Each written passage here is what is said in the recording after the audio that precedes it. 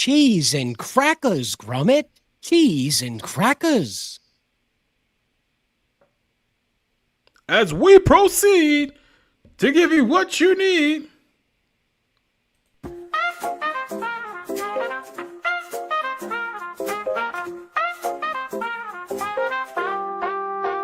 Making your way through the daily grind takes everything you've got.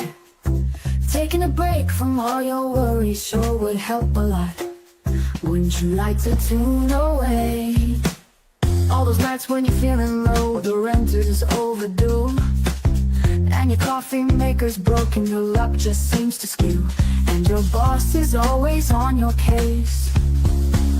Sometimes you wanna go where everybody knows your name, and they're always glad you came. Wanna be where you can see our troubles are all the same. You wanna be where everybody knows your name.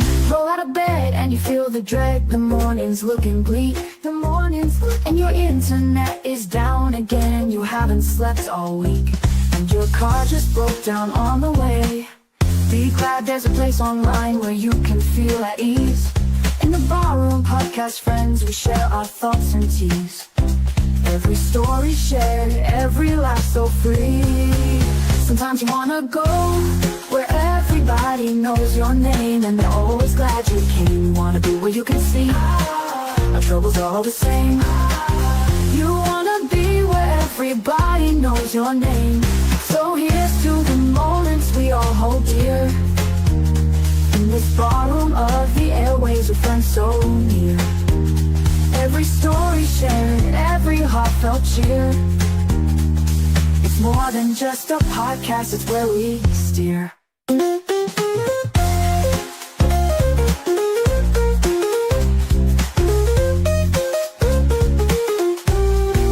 Sometimes you wanna go where everybody knows your name, and they're always glad you came. You wanna be where you can see our troubles are all the same. You wanna be where everybody knows your name. So tune in with Unwind, let the stories unfold. In this haven, voices where camaraderie is gold. The Barroom Podcast, your home away from home, where laughter is the language and you'll never be alone.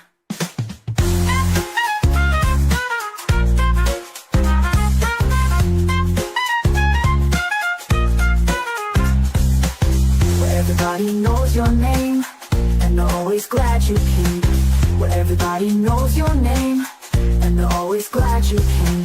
Where everybody knows your name, and they're always glad you came. Where everybody knows your name, and they're always glad you came.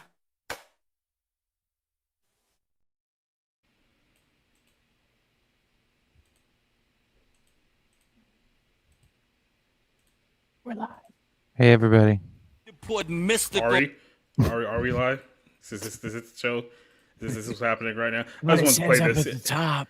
I just wanted to play this with no context whatsoever. Who gonna go in for us? Look! Play no fucking beat, then he play a monster fucking beat. Whole fucking look. Yeah, let's go. I tell you what, I make a motherfucker say, oh yeah! I'm cold as a lion with no hair. If you ever see me fighting in the forest with a grizzly bear, help the bear! Cause that bitch gon' need it. And I'm home and greedy. Give me that goddamn porridge, but I ain't even gon' eat it. I fell out with fall. Why? Fucking spring. I got into it with summer, cause I told her that the winter be coming. I had a fight with lightning. Yeah, I kicked his ass. I sent him home on a lightning bolt. I ducked the flash, but I got it to handle. We come together like the birds and the bees and the trees and the leaves and the pots and the pans. But we always fighting like cats and dogs and roaches and red cans. I said, what's happening, my man? Know what I'm saying? What's happening, my man? Giant up, power up, motherfucker. Get it up there then. Now we can start the show. Now I feel comfortable starting. These inner city Mother Goose rhymes are just something else, Yeah, I think he's in jail now. Oh, I assume from stealing the porridge. No, I'm pretty sure. Oh no, those braids have been gone for a very, very long time. A couple of the people in chat know exactly how this. That's rapper Mystical, who did a freestyle a number of years ago, and of course everyone knows his bit from Help the Bear, because Whenever you're getting in the fight in the forest with a grizzly bear, just make sure you need to help that bear. He's about to get his ass whooped. I feel like that's the shirt, that's the hat that goes with the fish fear me, women fear me, you know? And then you have the shirt that says, if you see me in the woods fighting a bear, help the bear. It's like the full boomer armor, you know? It's like if I'm in the woods fighting a grizzly bear, I fully expect you to run up and start swinging on me because he's going to need it. This is literally what he's saying. Unless you're in Russia. You're best friends and you're drinking buddies, and the bear has found out that you cheated on him with his wife. So, yeah. Hey guys, how you doing? It's episode 168 of this show, and we're joining here with That's Jeff. And Cider has brought a extremely cursed friend to join him on tonight's show. It's Jeff. He's from NASA. You look like a Love Cruise captain who got fired from his job and hasn't handled the results quite well. So like nautical falling down. There we go. Yeah. So I was trying. Speaking of the nautical falling down, I was trying to go for the captain of the Costa Concordia, but I realized I'm not Italian. So there's no way that's going to work. It's like me trying to be Shaq. Nobody's going to get that. It's just a white guy. That's the problem. So I was like, I have an option. I could be the skipper from Gilligan's Island, or I could just be the captain of her heart. So I just went with that. Because I was like, that's sexier than a fat, old, dead man. Every time I see Jeff just curled up in the corner over there, all I could think of is this.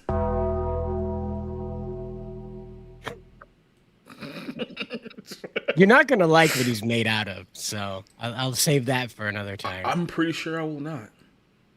I don't think we'll get into it. How's you guys doing? It's. I feel like it's been October for a while now, and we only just now acknowledge it. So this is technically the first barroom of October, even though it's the 7th. So, happy autumn Feast of Trumpets swing town thing, right? Yep, that makes sense. Can you tell that we're sleep deprived? Can you tell watching this show that it's like, wow, we're really phoning it in tonight? Jeff's not. He's cranked it up to a 10. You know, the last 6 to 8 weeks has just been like, hey, there's stuff. It's like that meme of just like, you know, the alien, the UFO in the background. Be like, are you not like seeing this? Like, man, exactly. I got a lot going on. Like, yeah, right. You got a lot going on, man. Like, a lot going on, but like, man, I got my own shit going on right now. And I'm just It's like that asteroid that's headed toward us, or comet, or alien ship. We haven't decided what it is yet, and NASA doesn't want to tell us yet. So that's making everything better, by the way. All the space agencies are not talking about it anymore. It went by Mars, and all their fancy cameras got to take a picture of it, and then they stopped talking. And it's like, hey guys, you should start talking. So, by the way, it's going to miss us on its first pass, go back out behind the backside of the sun, slap the sun's ass cheeks, and come back around on the other side. And we're going to hope that, I don't know, there's not an invasionary fleet there when it arrives on our doorstep on December 23rd. Now, we're doing December 23rd again. Now, if I was a baby-eating Satanist that hated God, and I wanted to fake an alien invasion, doing that on Christmas would probably be the most symbolic time to do that. Get it. And what would really throw a wrench into the whole God created mankind thing? Oh yeah, fucking aliens. That would really throw a wrench into the Adam and Eve story, now wouldn't it? Yeah, just 10-foot shadowly grayish creatures, grayish bluish creature that they just tell you that it's aliens. You just go, that attack malls in Miami. Yeah, and they send out an entire city's police force to respond, and then give no proper explanation to what actually happened more than a year and a half later. Teenagers with fireworks, so we had to have 39 police cars and over 100 police officers. It's policy. Children with fireworks are more dangerous than aliens. Yeah. Just scrub all the video, especially that one video of that 15-foot shadowy creature walking on the streets, like right in front of like the police, waiting for his Uber. Yeah, yeah. Like, man, I called that 10 minutes ago. What the fuck is it? Am I at the right pickup spot? I just want to make this very, very clear. Had there been an actual mass shooting, it still would not have gotten that level of police response. So I just want you guys to Miami. understand. That's like a Wednesday. Yeah. You know? So for Miami to send like the entirety of the police vehicle pool to one location, kind of a big deal. I want to see like one of those found footage horror movies about it. You know, like they did that with Chernobyl or something like that. They did a found footage horror movie about exploring Chernobyl, and it was like Blair Witch, but with nuclear zombies.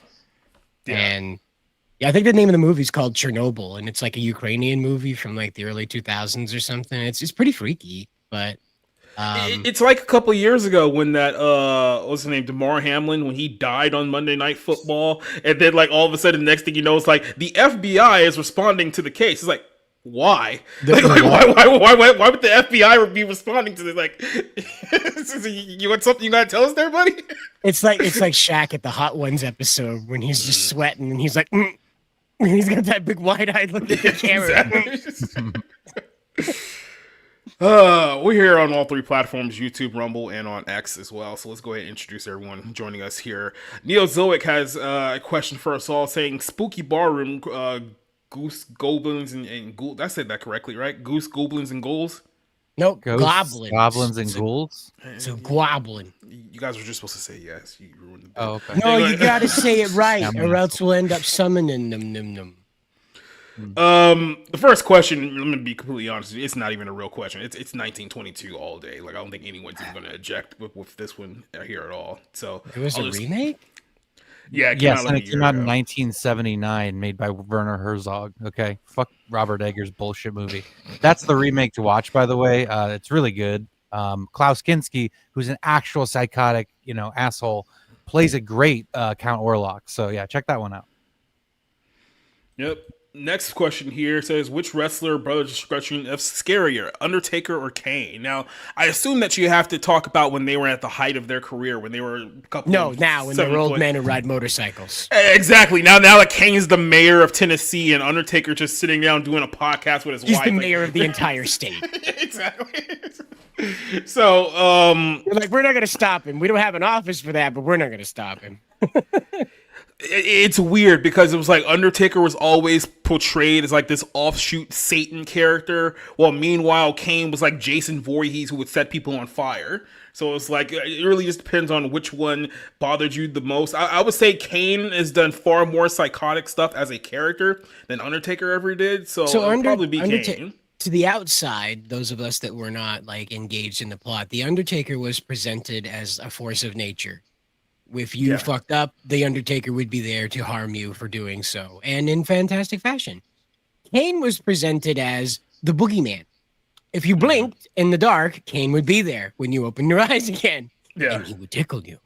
But it's like when you watch, like for those of you who actually watched the Attitude Era, it's like every time the lights went off, and then you heard the music, and then the fire would come out of the ring, like you just knew some shit was about to go down. Right, you had a 50-50 shot. Either Sting was going to come plummeting from the rafters, or Kane was going to come out and potentially murder someone. Mm-hmm. But that was like, go ahead, look for those the wrap turnbuckles, the black tape. It's like it's gonna go. There's gonna be fireworks. Yeah, Kane's gonna come out. That was what sold like the whole Kane character. It's like he came out. It was it Bad Blood '97? It was Michaels and Undertaker in the Hell in a Cell match. Light goes out, music starts playing, fire comes out from the ring. All of a sudden, the 7-foot monster just walks down to the ring, rips the door off the hinges. Then he gets in the ring and he stands in front of the Undertaker, and you realize, oh shit, he's just as big as the Undertaker, if not bigger. So it's like, oh, this is actually a problem. Yeah.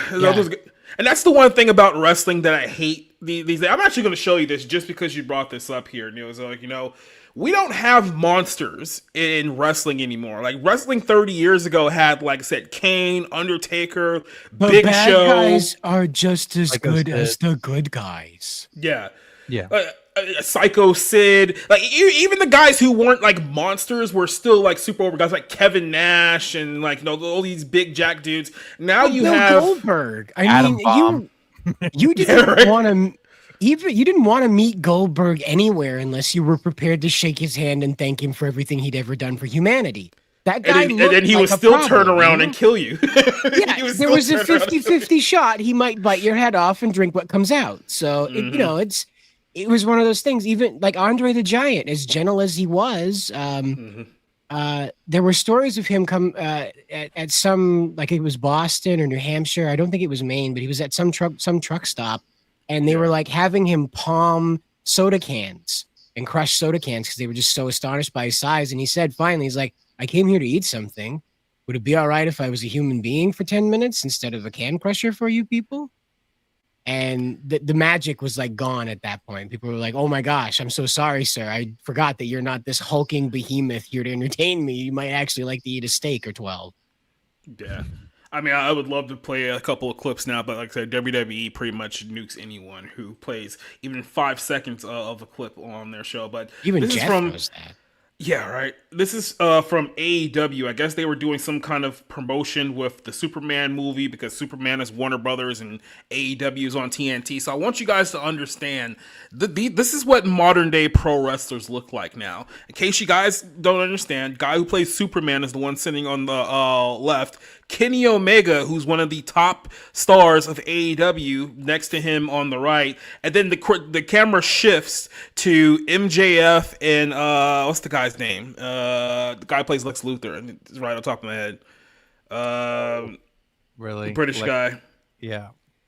Well, you'll see it here, but Nicholas Holt. Nicholas Holt. That's the guy's name. Yeah, Nicholas Holt, and even he towers. So the actors, the guys who aren't physical in real life, the actors are towering over the wrestlers in this video. This is only 15 seconds long, but it tells you the problem with modern day wrestling in a nutshell. Call me crazy, but I feel like I can really fly with this cape. No, you're gay. That's what's happened. Yeah, he's maybe legitimately gay, by the way. That's sidebar. And I feel like a real champion with this. Wait, Uh-huh. they gave you a belt. I didn't get a belt. Yeah, well, they only give belts. By the way, MJF was just recently in that Adam Sandler Happy Gilmore 2 that's on Netflix, which is also terrible. Yeah. By the way, but like I said, you wouldn't know watching this video that the pro wrestlers are the smaller ones in the shot. Like, this is what MJF, another major star in AEW, looks like next to Nicholas Holt, and then this is what Kenny Omega, who looks like a freaking goof. But he's like one of the top guys in wrestling, standing next to what's this guy's name? David something? Hornswet, something like Hornswet. that. I have no idea. Generic British guy, number 6. I feel like I can really fly with this cape. Told you. And I feel like a real champion with this. Wait, they gave you a belt. I didn't get a belt. Yeah, well, they only give belts to heroes. They gave you a cape? Yeah, they only give capes to champions. Yeah, so that's what wrestling is now, guys. Yeah. So. Yeah. Had this been even like 16 years ago, you would have probably had The Undertaker fighting Superman or Hulk Hogan arm wrestling Superman, some contest between the wrestlers and Superman. It would have been in order to illustrate that, like, when Superman enters the WWE, all bets are off, in order to promote both sides. You got Superman movie on your mind. We also got the WWE, and they're colliding right here in front of you in these 15 seconds. Probably never again. And, it's right. That's it. All I have to do is get corners wet in his stupid suit. He's got his beard. It doesn't matter. People will love that. He's rough and tough Superman. He's been doing the Rocky thing up on a mountain in order to beat the Undertaker's ass. Nope. Didn't think of that. They're just like, here's a belt. Act like a jackass. Wrestling used to be a lot more made fun of in like mainstream corporate culture. And now that it is also a corporate product, even though, by the way, it hasn't been nearly as good in a really long time, it's odd how it's just been co-opted as another product to sell other products. And it's just, you know what I mean? It just becomes this flavorless, tasteless thing that loses what made people love it in the first place. So, oh well. Yeah, Just a sad observation. Yeah, the good times no longer exist, people. We're now in whatever timeline this is. So I have a quick question to ask. He's wearing one glove. Mm-hmm. When I was coming up, wearing one glove meant you're gay, and I'm not saying anything about Kane. Is that over with though? Can we now wear one glove without being gay? Well, this it's was an aesthetic that's 1998, been, so I'm not sure yeah. if they gave a pass to him. Besides, it's not like anyone was gonna tell a guy like Kane that he can only wear two. It's like Go ahead. Go ahead and try and smear the queer on that glove, guy. you know? Yeah. Yeah, That was his Vader glove, you know. The thing that's just so hilarious about like pro wrestling in this sense is that, like I said, Kane was the guy that like every kid was scared of 30 years ago, and then it's like now he's the guy like speaking about like Austrian economics on like YouTube, and it's like the same dude, this exact same guy. It's like, what happened? So yeah, that's what's been going on there. Sakura Mita here says, which year was the golden age of Netflix? It feels like it was definitely before Trump. Before Trump, people actually had a positive view of Netflix, especially when they were doing like, early Daredevil, like Luke Cage. It was Orange Was the New Black, Stranger Things. Like, so it was definitely somewhere like in the early to mid 2010s where people had a much favorable viewpoint of Netflix, and then after Trump, everything completely changed, and we'll talk about that in more detail later tonight, because I find it funny that people are only just now figuring out what a dumpster fire Netflix is. Like, where the fuck have you guys been the last 5 to 10 years? Yeah, they're only now complaining about that Transformers clip where they talk about genders, and it was like 2 years ago. And I'm just, every time I see it, I want to pull my hair out. I'm like, where have you guys been? The whole kids have gotten their licenses since this has been a problem. Were you completely asleep when we were talking about cuties 5 years ago? Like, where have you guys been? Like, I didn't even get it on my recommendations list. I found out what cuties was, and I dropped my Netflix subscription. I never went back to that platform. The only time we talk about it is when Bounding runs into it. That's it. I don't engage with Netflix whatsoever since that. Yeah. But that was too hard for some people. They were just like, oh, well, I'll put up with the child abuse movie if it means I get to keep my One Piece. Yeah. Or my Cowboy Bebop live action. Oh, gosh. or my Resident Evil live action. Do you think John Cho wakes up in the morning and just stares in the mirror like, what did you do? Why did you say yes? No, because actors want to work and they don't give a like. It's like, you know what I mean? There's a million ways you can lie to yourself in that world. And I'm sure I don't need to listen, you're an actor, so I'm sure you can at least get into the mindset of like, hey, I'll lie to myself to, keep working and keep going. I don't know.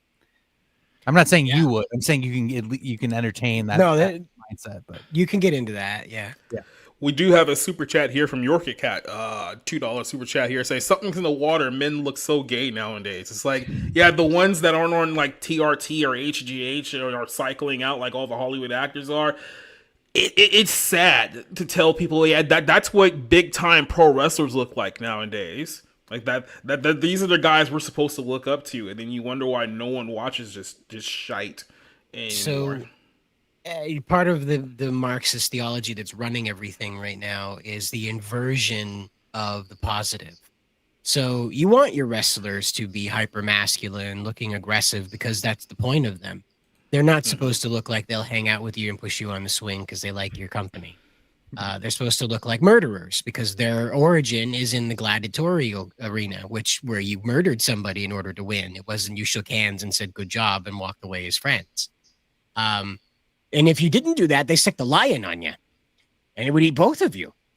So, the problem is that this inversion has said we need to bring out people who are not aesthetically pleasing, and we need to make the idea of masculinity opaque. So it's not good, it's not bad, it's a thing, and it exists. And in the right hands, muscles are good. And in the wrong hands, muscles are bad. And that's been their mentality about it. Because as you said, there's no monsters anymore. There's no dragon to slay. There's no Sting. There's no guy that comes through and delivers ultimate justice. The greatest crimes these people get up to is that they walk away from the company. That's the worst thing they do now is they go get a job somewhere else for 6 months. It's something I brought up a couple of times before, but it just perfectly shows you the downfall of society. Scott Hall, famed pro wrestler, you may know him as Razor Ramon, when he was in the NWO back in like 1996, he would refer to himself being with Hulk Hogan and Kevin Nash as the medium-sized man. Scott Hall was 6'6" and 280 pounds. He thought to himself that he was medium. Yeah, exactly. Huge. He thought that he was medium sized for a wrestler. Are you kidding me? And that's what I mean. Like even in the Attitude Era, like the average dude was like 6'2", 240, 250. These are big dudes. Well, you go back even further, you're looking at guys that were, corn-fed farm boys. So they were, built like brick shit houses. By the time the 90s came around, there was a diet to follow, a workout regimen, all this stuff. Most of those guys that got it off the ground, like Hogan, were guys that built it up in the factories, built it up in the fields, in the woods, just hard-earned labor muscle that got them in there. They weren't bodybuilders. They weren't professional, bodybuilders, I guess you'd call them. They weren't professional wrestlers. They came out of the willy wax to beat the ass off the other guy. It's like when you look at Rowdy Roddy Piper, right? And you look at his physique, and then you look at the modern physique of these guys. Even the best built of them comes nowhere near to Roddy without his shirt on. Like you see the Superman physique in the comic books. It's almost 1-to-1 to what the early WWE guys looked like. You could see the rib cage had muscles on it. Like, how do you get muscles on your rib cage? I don't know how you do that, but they did it. Hey guys, what do you think of James Gunn's latest episode? I thought about doing that on tonight's show. I might do it on the 511 a little bit later on, but we'll address that. I'm probably just gonna wait till the season finale because I'm pretty sure it's gonna tie into that as well. So I'll probably just wait a little bit before discussing that one again. I thought it was gay. Yeah, I mean, like I said, James Gunn's a 60-year-old possible pedophile, so that's all I can get. Possibly, I didn't say definitely. I said possibly. Alleged. Yeah. Possible means you don't have the evidence to prove it, but it's likely. Okay, Jamie Heineman. Exactly right. Make this plausible. It's plausible. I can't say myth confirmed, but it could have happened. Okay, Jamie. I mean that's a problem. That's a great pro skit, wrestling right? in general.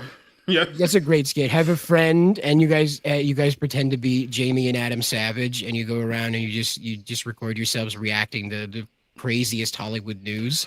So, Insider, you didn't see this because I posted this in the group chat, like literally right before we went live. Apparently, I didn't realize like nearly half the cast of Mythbusters is dead. Like, I legitimately didn't realize that they're all gone. Like I know still alive. Apparently, Adam and Jamie. Yeah, Adam, Jamie, Kyrie, not Kyrie. Was it Corey? Corey and what's the other dude's name? Tori. Yeah, they're the only ones still. Everyone else died. Like one died from I think cancer. The other one died from a brain aneurysm. One got just melted in like a 600-mile-per-hour car crash. I don't even know how the hell that even happens. But yeah, all those guys. That myth got busted now, didn't it? Yeah, right. Everything else apparently got busted too. Jeez. That was the Paul Walker myth. They were testing to find out if you'd get liquefied at 7,000 miles an hour when you hit a divider. You're supposed to put a dummy in the car. Yeah, we did.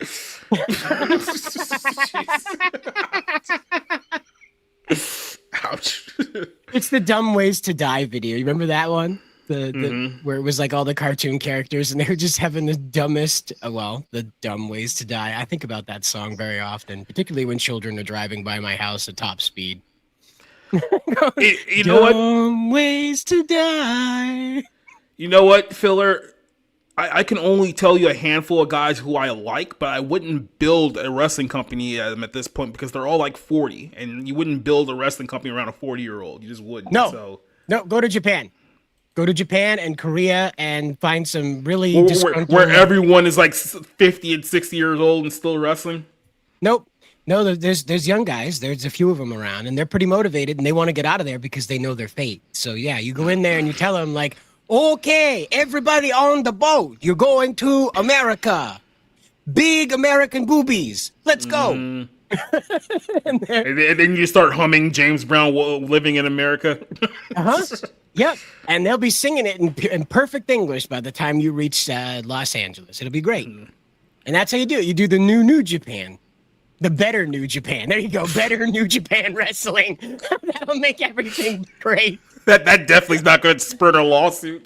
No, not even an international incident. Yep. All right, well, there's a few things that happened, and we have a big story that we'll break down towards the end of this show. But let's start here with kind of the craziest 6-hour story that we've ever seen in quite some time. Mark Sanchez, former New York Jet quarterback. If we're being completely honest here with Mark Sanchez, he was never that good. Like never. He was at UFC for like a year, had a decent season. It was the one like right after they had gotten rid of like Carlson Palmer, it was Carlson Palmer, Matt Leinart, and I think he was the one after Matt Leinart. So he only had like a halfway decent year at UFC. For some reason, the New York Jets, because they're retarded, decided that they were going to move up in the draft to get him number 5 overall. And his entire tenure essentially culminated in the butt fumble, where he literally went ass first into his own lineman and fumbled the ball on a Monday Night Football game where they got absolutely shit kicked by Tom Brady and the New England Patriots. And that's pretty much his entire career. But here's the roller coaster for this entire story. About Saturday afternoon, while all the early college football games have started, breaking news came out saying that Mark Sanchez had been stabbed in Indianapolis, and that at one point they were claiming he was possibly in critical condition, but they basically said he had stabilized him at the hospital, but it was pretty bad there for a second. No one knew exactly what happened. We just knew he had gotten stabbed. So he was there. He was supposed to be commentating the Raiders and Colts game in Indianapolis. Got himself in some kind of altercation. Everyone was like, oh man, that's so bad. I hope he pulls through. 3 hours later, Mark Sanchez has been arrested for his role in an altercation in Indianapolis. And everyone was like, wait, what? What happened? Isn't he in the hospital? And then he got arrested for being stabbed? Like, that doesn't make sense. Come to find out, he apparently got into it. First of all, he was drunk. So that should have been the first indication that something crazy had happened here. He was drunk. He got into it with a 69-year-old man over a parking space. Got out of whatever vehicle he was at. They got into a physical altercation with knives got involved. He got stabbed. The other guy got caught up. He was in the hospital as well. And then they charged Mark Sanchez because apparently there was enough evidence to suggest that Mark was the aggressor in this entire storyline. So in the course of 5 hours, we find out Mark Sanchez was stabbed.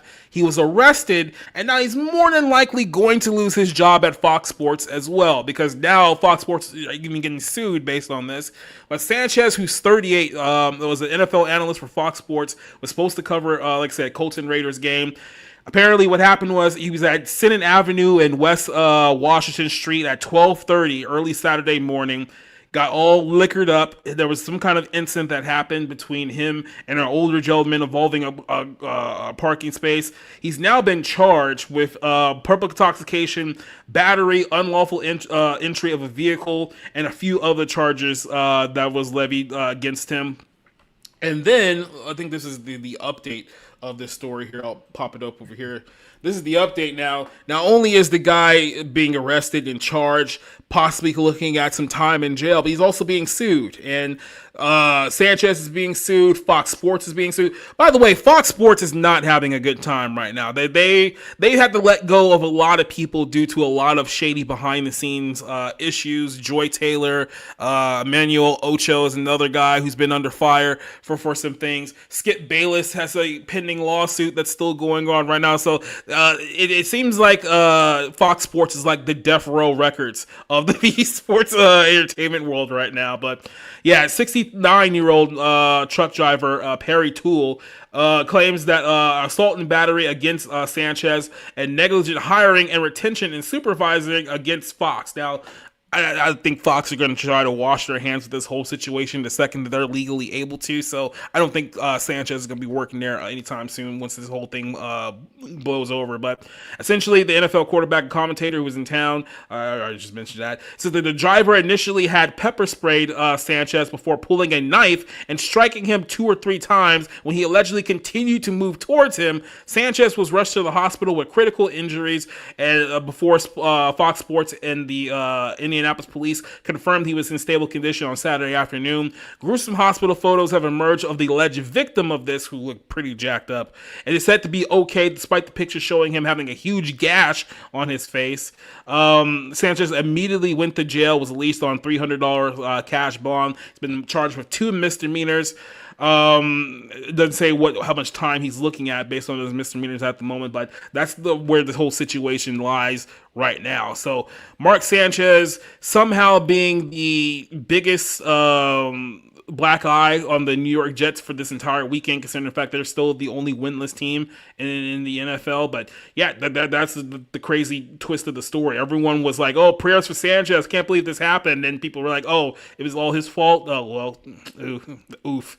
That's the best way I can describe this story. Rob, what was your take on hearing about what happened with Sanchez on Saturday with everything's been going on? So it actually just got reported not too long ago that he's actually facing a felony charge, a felony battery charge. They've upgraded it to a felony now? So it's 1 to 6 if he gets convicted. And, knowing the criminal justice system, that especially, whatever, not having a criminal background and history, he most likely will get a slap on the wrist. But this is I mean, you want to talk about stepping in it? You want to talk about just like, well, I fucked up, huh? Mm-hmm. It's just, I mean, how do you get yourself into this situation? How do you even wind up? Like, even if like you're an aggressive drunk, right? You're an argumentative drunk. You should probably know that about yourself by your mid-30s, early 40s, which is what I think how old Sanchez is. I don't know, man. You have enough money. You could hire a driver. What the fuck are you doing? What are you doing? Arguing with the guy who he wasn't even a food delivery driver. He was like replacing the oil in like a hotel kitchen or something like that. Like he was and I'm like, okay, like it's such a strange situation. And so he takes issue with where the guy's parking. I will say this. Let's wait until like the actual like facts of the case get presented, because I mean, Keith Bullock, the Tennessee Titans linebacker, was accused of beating up this cab driver a couple years ago, and it turned out to be complete nonsense. Now, obviously there's more physical evidence here where it's like, I feel like we would have heard something by now if the evidence didn't line up with what the story was, especially with Mark Sanchez not making any kind of a statement. And obviously, you don't want to do that anyway, but I guess, you know what I mean? It's like, there's no kind of like, oh, here's the evidence. There's video evidence of this happening, apparently. I mean, the fact that he's the one who got stabbed, he was the one who went to the hospital, and then he's the one who got arrested and charged. And they're not even talking about the possibility of charging this other guy. So he must have done something. No, and that's my takeaway is that, look, and that's the thing about about cases in general, is that generally most of the time the facts bear out what actually happened. Really, like what the evidence that gets, that gets taken, into custody and looked at and whatever, it usually lines up with what happens in a court case. So whatever, he got too drunk, he got aggressive, because of that he got stabbed, and I don't know really what to say outside of just like, you're a dumbass. And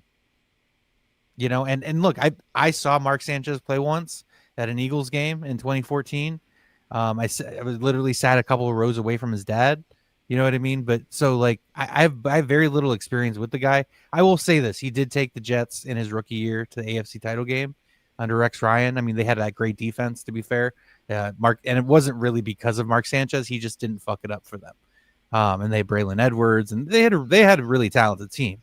And so he kind of rode that success for a couple seasons. But yeah, I would agree largely, like, he didn't do much in his career, and he was a high draft pick, but he really never panned out as like a franchise quarterback. Yeah. That's the other thing. It's like, he's fighting a guy damn near twice his age, and then somehow he still ended up worse for wear in the whole situation, which is not. I mean, look, if you're gonna drunkenly fight a 70-year-old man and somehow you're the one that ends up in the hospital, it's like, again, it's just L's all around this entire story here. Yeah. Tider, I don't know if you have any context of like sports ball here, but like, what's your thoughts on generally the story here? Of like I said, this was pretty crazy. Watch this all unfold, because it only progressively got worse for Sanchez as the night went on. Well, as you said, he went from being stabbed to getting arrested, and that's one of those comedy movie scenarios, where like you end up like Harold and Kumar go to White Castle kind of stuff. And I think when it comes to being famous, because we saw this with the Power Ranger actor stabbing a dude with a sword, katana. Oh yeah. And is that a lot of these guys tend to overestimate their fight or flight response. And as you said, he got his ass beat there, and that wasn't great for him. And now he's looking at an assault charge, I guess. So A felony assault. So, yeah. Yeah. My father used to say, sports heroes will go, like your ball heroes will go, and they will get speeding tickets, whereas your race car drivers tend not to do that. And he said it's because the race car driver knows his limits. The ball player does not. So it's one of those things where it's like you're a multi-million-dollar, sports athlete, popular, well-known figure. Why are you going out getting drunk in a random town that you're not really familiar with? I mean, like I said, I'm pretty sure he's been there a couple of times due to his pro career, like whatnot, but it looks like you're out of your element. You're there for work anyway, right? Like you're there to cover a game like that weekend. Why are you out of the town at 38 years old drinking with, I'm assuming there was people with him or whatnot. Is there something going on at home that he just needs to get away from? And clearly he doesn't seem like the type of person who knows how to handle his liquor if, he goes out for a few drinks and ends up getting into a physical altercation with an elderly man who stabs him in the chest. And there's like videos of like basically him walking down the street, like bleeding out of the side of his like ribs and like whatnot. It was like, what are you doing, guy? Like what are you doing? So, like I said, Fox Sports hasn't officially said anything regarding this whole incident yet, but there's no way he's staying there. Like he's pretty much gone. They're just waiting for essentially the green light from their legal team to be like, yep, we're cutting ties with this dude. And then after that, it's like, I don't know what he's going to do afterwards. Maybe he'll start a podcast and be like Cam Newton or something like that. That's probably the only avenue he'll have left at that point. The I Got Stabbed podcast. Mm-hmm. I mean, look, the butt fumble, it was funny. I think a lot of people kind of overplayed just how embarrassing it was, probably just because it was an actual playoff game. Then it would have been far more embarrassing. But he was always kind of known like for that, for the most part. But now he's known for the butt fumble and this might actually be more embarrassing than the butt fumble. Because now we're talking about like legal situations here. So yeah, I just wanted to bring up this story here because I found it to be very, very humorous there. Hey Rick, how's it going? Is he still like eating like a Whataburger? He just can't hear me. I'm doing well, thank you. And it's a ice cream sandwich that I'm munching on. No, is this like a good one? It's like a Fat Boy, or is it like some kind of like may feel like bullshit that you're eating? No, I don't know the name of it. I only know that I can buy it at one store. But it's my guilty pleasure. I don't know the name of it, but I can only buy it at one store. You sound like a fucking Mexican who lives in the middle of nowhere. Like I am a Mexican who lives in the middle of nowhere. Mexican American accent, but yeah. I am a Mexican who lives in the middle of nowhere. I mean, sorry. Is the little shop that you go to the middle of nowhere? Is it like in Spanish? No, it's in English.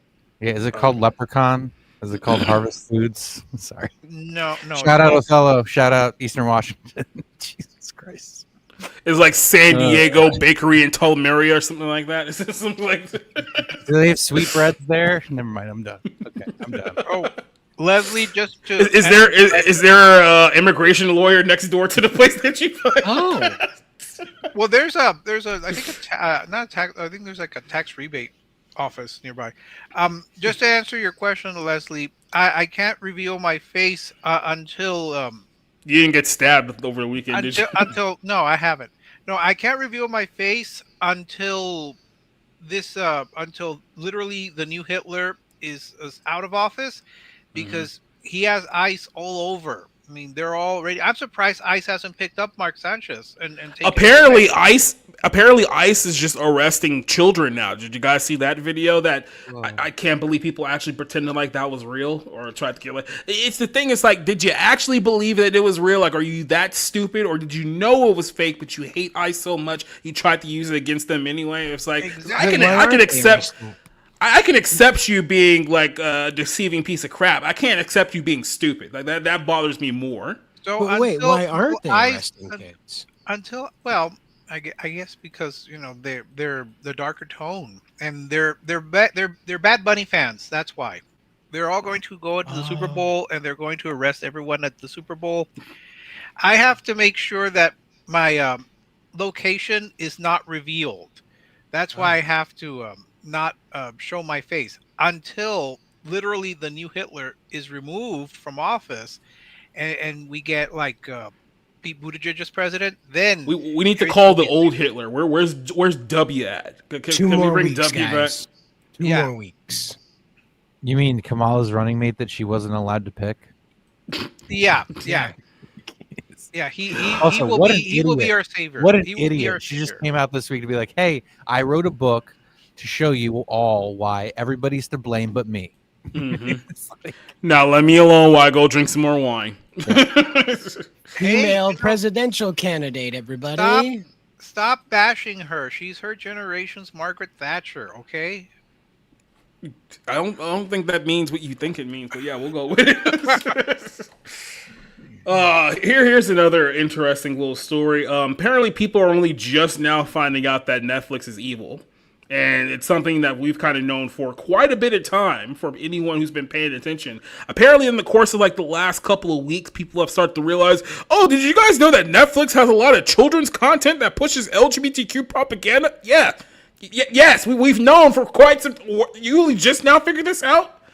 Like literally, where were you guys?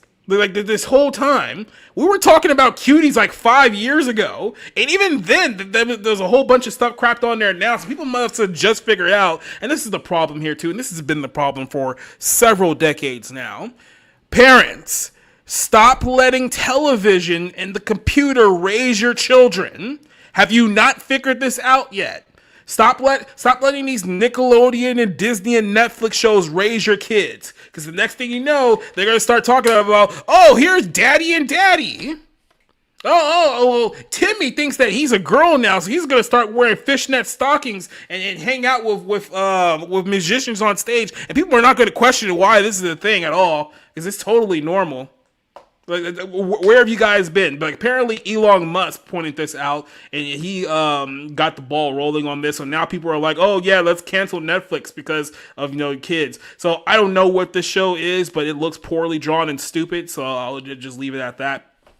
And then it's like Elon Musk took the X on Wednesday, this was last week, to urge the public to cancel their Netflix subscriptions for the health of their children. It says cancel Netflix for the health of your kids, Musk declared, sharing a post from another X user. Protect your kids to cancel Netflix.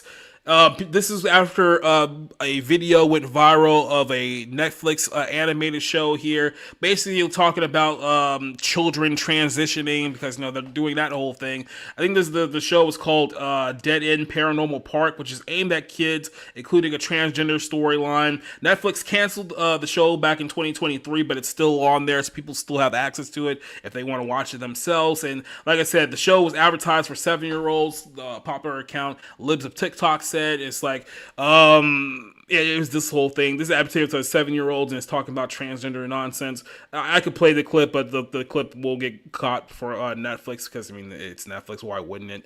But like I said, people were noticing that. Oh yeah, not only did I find this show pushing this propaganda, I found several shows on Netflix. But every single show on Netflix is pushing trans propaganda. It's been saying this for years. Whether it's animated, live action, everything is trans. They have an unnecessarily large LGBTQ library section of their streaming service dedicated to the gays and the trans. It's been like this for a while. Why are you guys only just now realizing this? Like, why? Why are we only just now being like, oh my God, I can't believe they've been doing this? And then like another one here where people were saying that, oh, did you guys know that the Obamas have been the executive producing a lot of these shows? Yes, we've known this. We talked about this like 2 years ago. Remember that movie where what was the movie with Julia Roberts and Marshall Ali about civil war and civil unrest and how the whole country was going to collapse and the government was causing these false flags and that people can kill each other while they hide out in bunkers. That was like 2 or 3 years ago, and Obama was the executive producer of that movie. So I don't know. It just feels like everyone's only just now like coming up with like, hey, have you guys heard about this movie Cuties on Netflix? Can you believe that these little? Oh my god! Like you freaking boomers. Next you're gonna. I was like, oh, did you guys know that Miss Rachel supports Hamas? It's like, yes, we know. Did you know that Sarah Silverman is kind of gross? Mm-hmm. Yeah. Oh my god, did you see this problematic skit with Jimmy Kimmel back on the show called The Man Show? Did you guys ever see this? Did you know that Justin Trudeau did blackface? Mm-hmm. Can't wait for that one.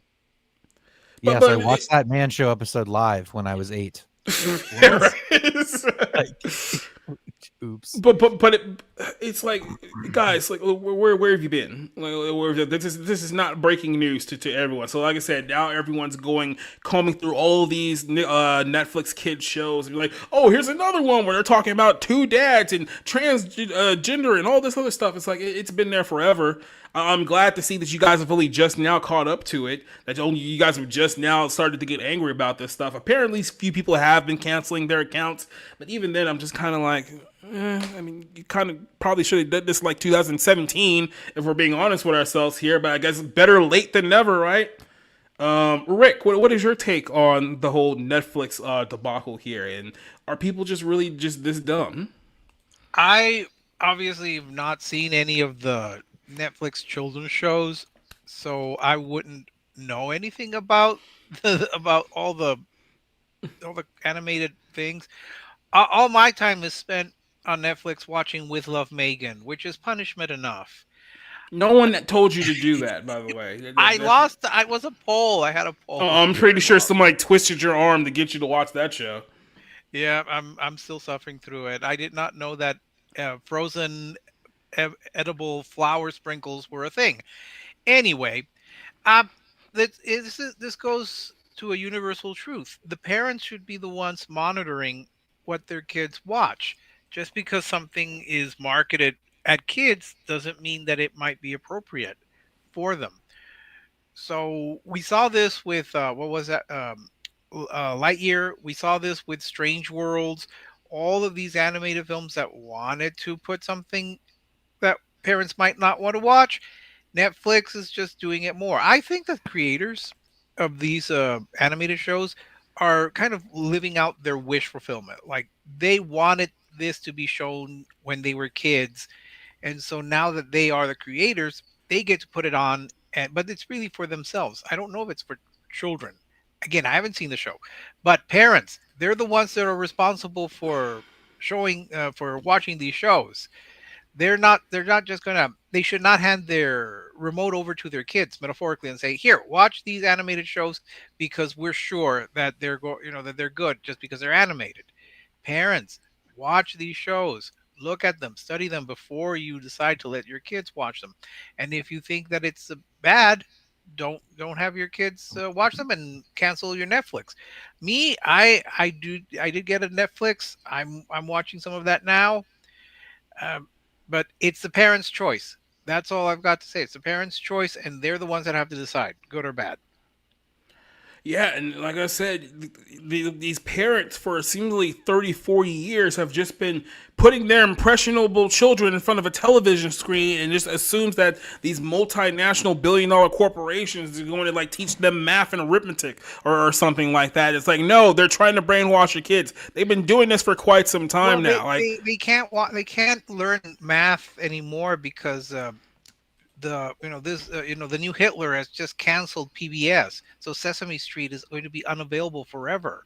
So that's the thing. PBS, it's like the Teletubbies. Back in the day, people thought they were evil too.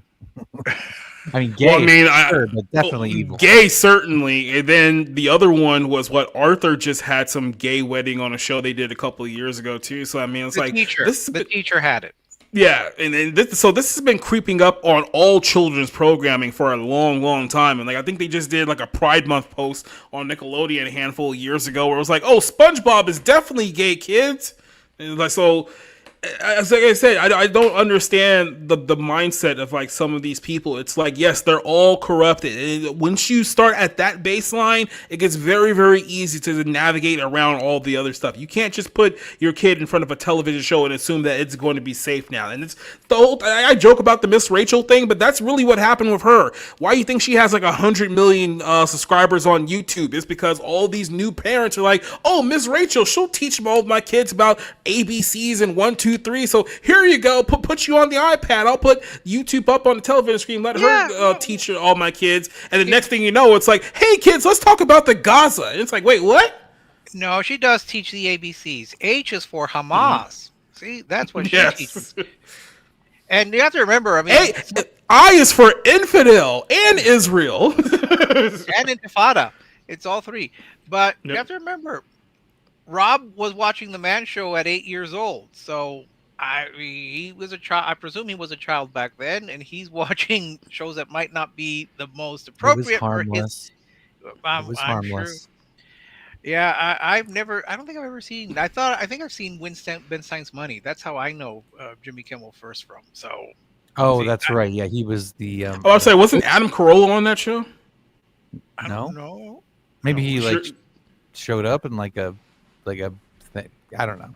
No, Adam Carolla was on the Man Show with Jimmy Kimmel. Yeah. If that's what you're talking about. I thought Adam had a show with Ben Stein as well. Maybe I'm memory holding something. Maybe his radio show or something. He had him on or something. But I don't think they did. But so again, I could be wrong though. To be fair, I just remember that Jimmy Kimmel was on Win Ben Stein's Money. So. I'm just fascinated how Rob would watch the Man Show at 8 years old. At 8 years old, I was like watching Inspector Gadget. It was mostly comedy skits. Like that's what I mean. I liked Comedy Central a lot. Like that was a favorite channel of mine. It had movies that I hadn't seen before. It had SNL reruns. It had different shows. It had coming attraction movie previews. Like behind. The Man Show. Oh, yeah. I'm just curious. Did you have to ask like a Miss Rachel type to explain Kids in the Hall skits? No, I was watching the Birdcage. I watched a lot of gay cinema as a kid, which to the point where it was like it's what like you know what I mean? It was about enlightening, like, oh hey, I've never experienced that before. That's kind of interesting or whatever. That's where I was coming from. But it was never like, oh, it wasn't like it is now. This is the whole point, is that the landscape's completely changed. And they, liberals or socialists on Twitter make fun of like The Sopranos and saying it's anti-conservative, and where you have Carmela Soprano saying that gay stuff is pervading the educational system, and it's like, well, 25 years later, look at where we are. You know what I mean? And look, listen, I'm all for gay marriage. I'm all for people doing what they want to do. I'm pretty open with that stuff. But the idea that it's not being sold as a positive only, in media and stuff, it is. And I understand that it's for a positive aspect, but that's how these people think. They think, hey, there's no downside to this. It's only positive. And it's like, the thing about art is that you have to show kind of, or at least if you're want to be honest about something, you have to show it from all sides. And the idea that it's an only positive association that's being sold and driven into kids, especially, it's sort of like, okay, that's weird. And I think that parents have every right to kind of push back on that and be like, yeah, we're just not going to watch Netflix or Disney Plus anymore because they don't reflect what we want our kids to see and what we want our kids to be taught. There's nothing wrong with that. So another thing here, I told Cider about this when I forced him to watch Degrassi a couple months back, but Degrassi, when it first started off, wasn't like the gay show, quote unquote, but it obviously progressed like head into it to the part where like 75% of the cast was gay, especially if you watch the Netflix version of Degrassi, where they ramped up the gayness even further in that show. So like I said, this is something that we know now for a while, but at first, when the show just started, the only gay character was this kid called Marco, right? And Marco was there for the sole purpose of being the gay character. And like He was all trying to his story. find his polo. Yeah, and he found it a few times. And then so the whole time he was there was for the gay storylines. And my thing was this: I was always indifferent to his storylines. It's like, okay, I know why these are in here, but this ain't for me. I don't care. So I just normally like skip them. And that was always my attitude around it. So I came from a point of indifference. It's like, yeah, sure, if you guys want to do all that stuff over there, I don't care anymore. Now that I kind of see it for what it is, I see that it is a lot more sinister than what they initially told us that it was, let's say a couple of decades ago. And I don't think that it's any coincidence whatsoever that all of this stuff is aimed towards children. As I mentioned many times before, when you have a certain group of people who can't reproduce naturally, they figure the only way for them to grow their cause is to go after other people's kids. And this is essentially what you've been seeing here for at least 15, 20 years now. And now it's just basically blatant and in your face, and everyone's noticing it now. But it's been there for a minute. I'm just shocked that Degrassi had all of these gay people. 75%. Does that mean that Drake is gay? It depends on who you talk to. Look, I know Degrassi has been around for like 18 seasons, and I would say at least 1.5 of those seasons were straight. So I'll die on that hill. I think there were some. I think the original Degrassi was on PBS. I think that's the original one from like the 70s and 80s. Yeah, I think that's where they first broadcasted. So that's interesting. Now we're losing PBS and people are losing Netflix, so we're going to lose Degrassi. Correct me if I'm wrong. Rocko's Modern Life. They did a new special on that like a decade ago. Wasn't that on Netflix too? Wasn't the whole like carry on with that thing? Was that Ed Bighead? He's trans now. Here you go, like guys. That, yeah, and that's literally what they did with that whole thing. Wasn't there an episode where you talked about Recess and they were going to have like one of them be trans or gay or all of that? Oh yes, the little guy. Yeah, the nerdy one who was supposed to go into the military and realized that he was a woman, and then became the face of basically became like what Chelsea Manning, was that the dude's name? Yeah, or something like that. Yeah. Yes. So I mean, it's curious. At a certain point, it would. I don't know if maybe they think that just by taking established properties and altering them to fit the current zeitgeist would be better than creating an original series, because nobody would watch the original series if you just centered it on that. So I guess it's like the Pod People. Invasion of the Body Snatchers. It's a cultural version of that. And by the way, the original and the first remake are actually very good. Yes, they are. And let me just say, actually, the remake is probably my favorite horror film of all time. And the reason is I was watching it, and it probably hit me before, but especially during COVID, that was amazing. Watch the 1978 remake. Directed by Philip Kaufman with Donald Sutherland. Donald Sutherland. Like, that movie is all about the collective erasing the individual, and there's no like happy ending like in the original either. It's as bad as it's gonna get, and we're gonna be like just erased off the face of the earth. So awesome. It's just completely nihilistic. But yeah, it's that kind of just like, oh, I can see it now. Like, as a former like liberal minded person, it was just like, oh, okay, I get it now. I got it.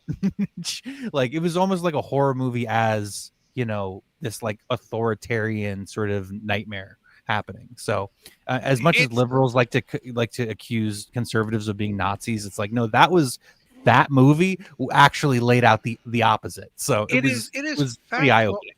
It's fascinating. I read a report somewhere that said that conservatives tended to like the Sons of Anarchy and liberals tended to like Downton Abbey.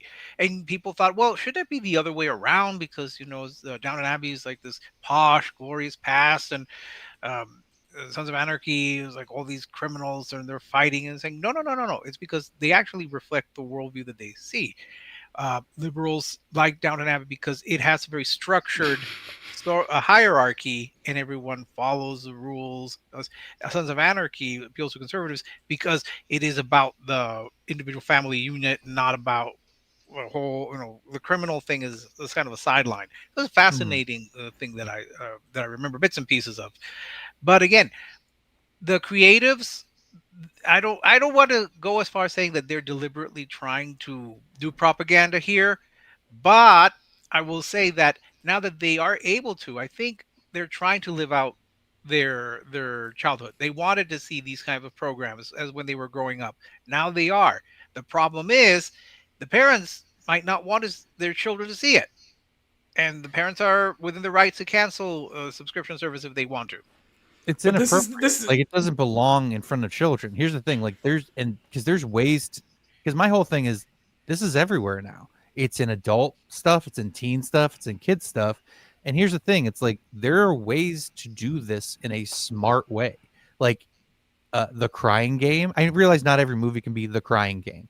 I realize not every movie can be like, trying to take a spin on, I don't know, The Last Detail, which Rick will know what I'm talking about here, where, you could at least use the identity of a character to sell the human point of view, instead of blatant propaganda of just like, hey, everything's wonderful when you transition.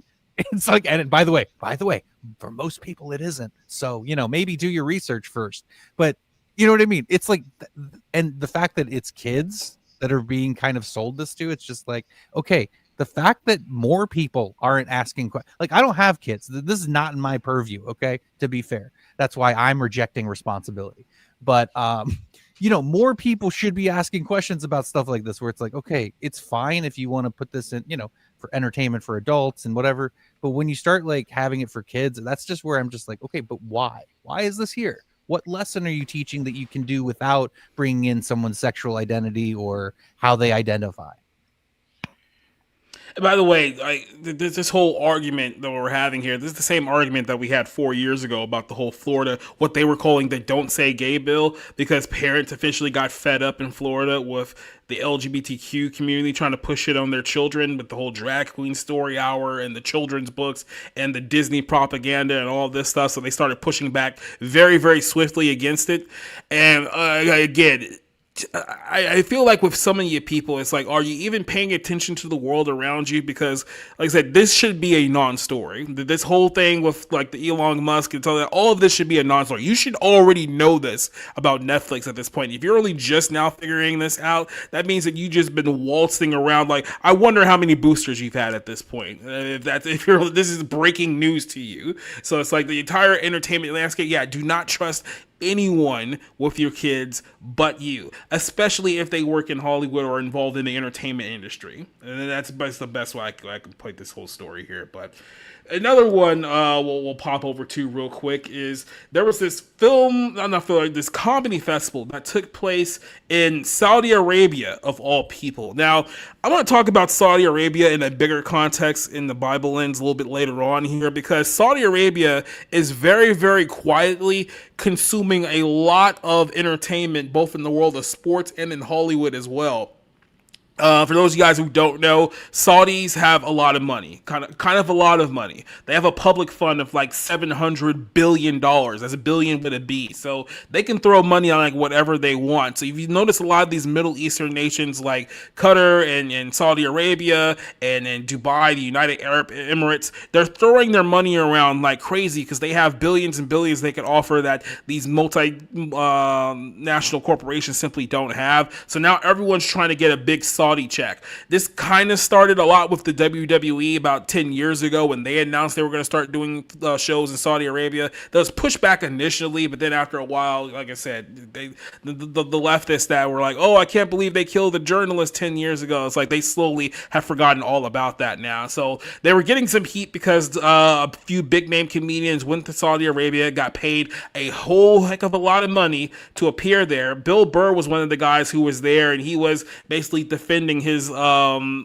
decision to go to Saudi Arabia. And of course, all of these left-wing comedians are going to Saudi and talk about, oh, Saudi's not so bad over there. It's only you Americans who think things like that, right? So here's Bill Burr defending his performance in Riyadh in Saudi Arabia. He says, I took a principled stand. You don't 9/11 your friends. This is Shane Gillis actually saying that he rejected the offer, referring to the fact that 15 of the 9/11 terrorists were from the country. And a lot of people seem like they forgot that for some reason. But Bill Burr said he felt differently. He says, it was a great experience, that part of the world, and be a part of the first comedy festival over in Saudi Arabia. The royals loved the show. Everyone was happy. The people who were doing the festival were thrilled. He said, you think that everyone is going to be screaming death to America, like they're going to have some like fucking machetes and want to chop my head off? That is what I've been fed about that part of the world. He says that Bill Burr expressed surprise with the youth audience over there, says that, is that a Starbucks next to a Pizza Hut, next to a Burger King, next to a McDonald's? They got Chili's over here? It's like, yeah, franchises have been around for a very, very long time, Bill Burr. I don't know if you just now discovered that, but yeah, they actually do have those things over at that side of the world. I had to stop a couple of times during the show. I was like, I'll be honest with you guys, I can't believe that any of you guys had any idea who I am. It was a great exchange of energy. They know their reputation, so they were extra friendly. This is Bill Burr talking about his experience there. Now, the clip, I guess the excerpt that went viral was from Dave Chappelle, because he was talking about how it's safer to talk in Saudi Arabia than in the USA, especially after the Charlie Kirk assassination. Now, it's important to note, just in case you guys may have forgotten or didn't know, Dave Chappelle is a Muslim. So he's been Muslim for a very, very long time. So it shouldn't shock anyone that he has favorable things to say about Saudi Arabia, which is a majority Muslim nation. So, he was also there over at the festival that they had. He talked about Charlie Kirk's assassination during the show. He says, right now in America, they say that if you talk about Charlie Kirk, you'll get canceled, even though make it cancer too. I don't know if that's true, but we're going to find out. It's easier to talk here than it is in America, he added. While some hardcore leftists have been fired from their jobs after celebrating Kirk's death, and of course, they're complaining about, oh, that's a free speech issue, even though they themselves never supported that position until they started getting fired.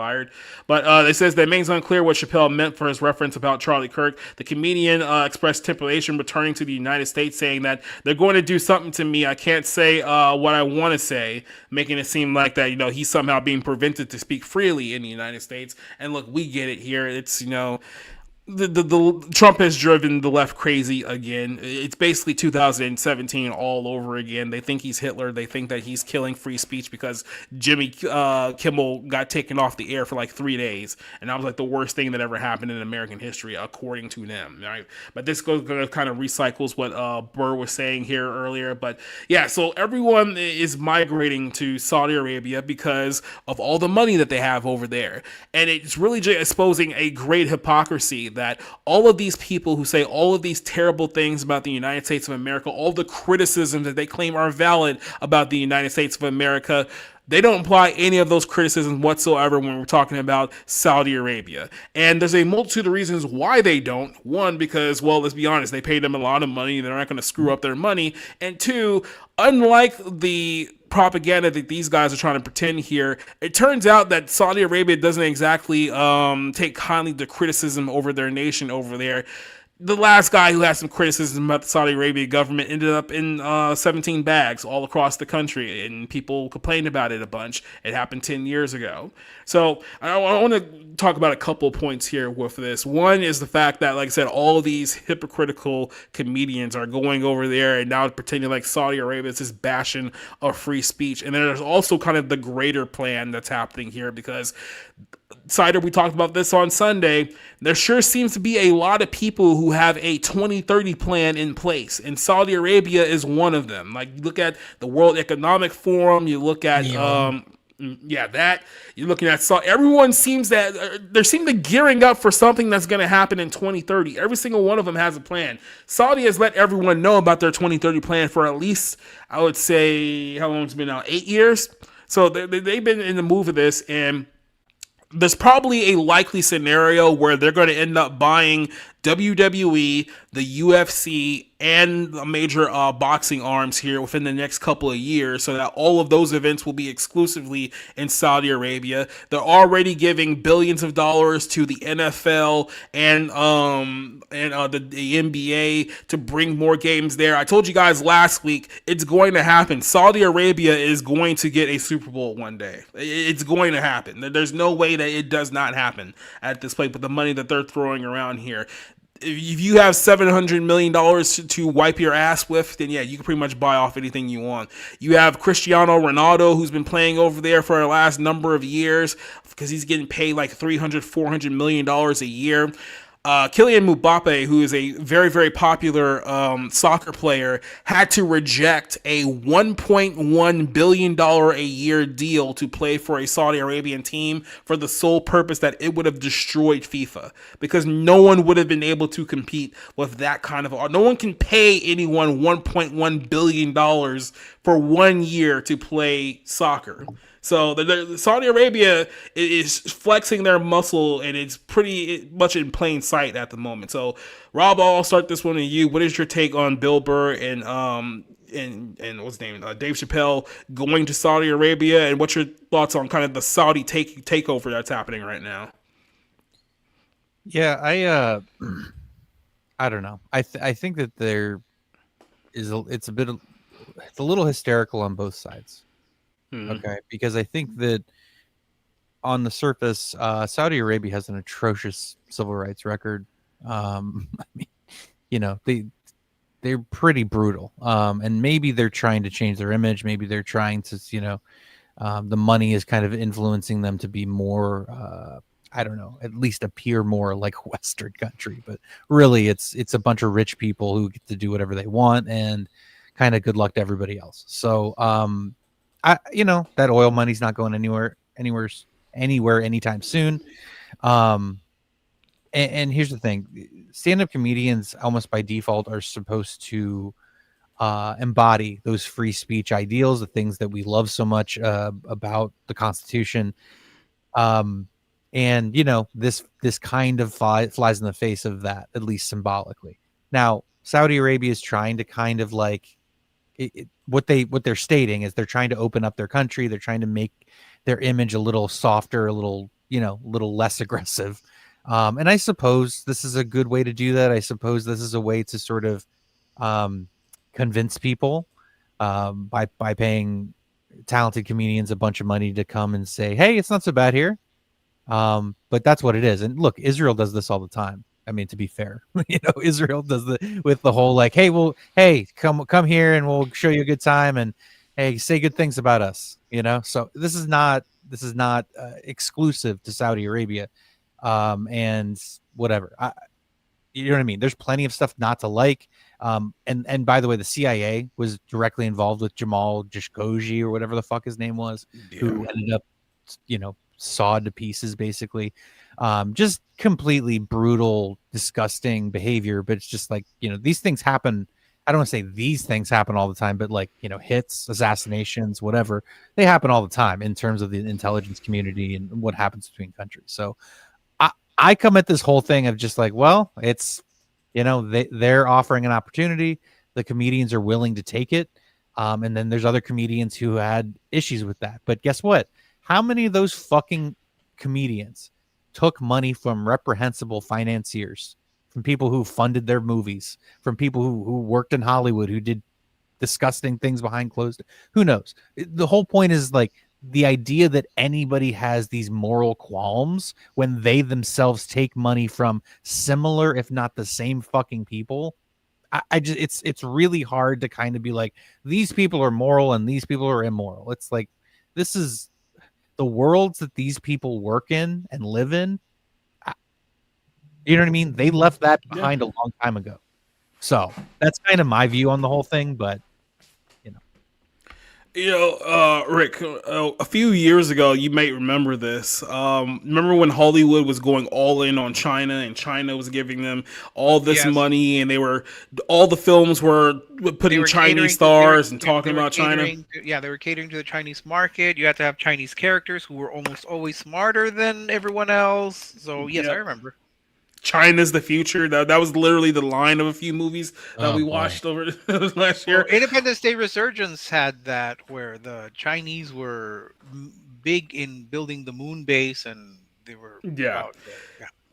So basically, Hollywood sold out the American box office a long time ago. But if you recall, there was a time period where China was like, "Okay, we don't need you guys anymore. We got our own stuff. We made enough money off of you guys," and they stopped sending the American studios money. So there was a brief little time period where Hollywood tried to go to Saudi Arabia to make up the difference. And if you guys recall, Ben Solomon came out to Los Angeles and was greeted from Hollywood stars like The Rock, who was basically a Hollywood, puppet for trying to win over the Saudis. Ari Emanuel tried to win them over when he was in charge of Endeavor, which I believe is still going on right now. And then, so Hollywood is already shown interest in wanting to be more involved with Saudi. Now, when the journalist got killed a couple of years ago, they backed off of that, right? Because a lot of people on the left were really, really upset by that. So they kind of backed off. But like I said, it's been about 8 years now, and now people don't talk about it as much anymore. So now they're slowly trying to be like, hey, and look, you've seen what's going on with these studios, all these mergers that are going on, all the debts being passed back and forth. Hollywood's not going to financially find their way out of this unless they go to someone like the Saudis who can give them a few $1 billion to make all of their problems go away. And the next thing you know, the Saudis are running the entertainment industry. Like, what is kind of your take on the gravitation to Saudi Arabia all around the world? It is reminiscent of what they were doing with China. China wanted to do that. Was it socialism with a human face? Yeah. Oh no, I'm sorry, that's the Czechs. But they wanted to present a more positive, cuddly image, and that's how they got the Olympic Games in Beijing. Also, that was supposed to be a showcase for them. The same with the Saudis and the Qataris when they hosted the World Cup, and I'm sure they're aiming for other things. It's interesting. When you talk about, was it Project 2030 or Plan 2030, the same people who are in hysterics about that Project 2015 or 2025, and that was the blueprint, that was supposed to be the Mein Kampf of America. They don't seem perturbed with working with a society or a government that would lock people up. All these comedians, they have some kind of protection because they're for foreigners. They're well known, but I presume if an ordinary Saudi decided to crack jokes at Mohammed bin Salman, he wouldn't or she wouldn't be as welcomed. Are there any Saudi comedians? Are there any doing them on Netflix specials? I'm just curious, like why? But that's their currying favor. But I don't know if it's going to work. Because eventually the Saudis are going to go back to being the Islamists that they are. And they're going to start wanting to get approval for things. It's not that big of a market. China was a bigger market. So they're getting all this money, but for what? That's kind of the question, right? Because it's like, what is the end game here? And it seems like they're buying off pieces and getting their foot in the door of a lot of aspects of entertainment now. And what's happening here is that they're preparing for a much bigger move. And somebody correct me in the chat there. Didn't they just buy a significant stake in EA in the last week or so? Saudi Arabia. I'm pretty sure it was a massive deal with EA that just got announced in the last week or two. Where they bought the whole thing.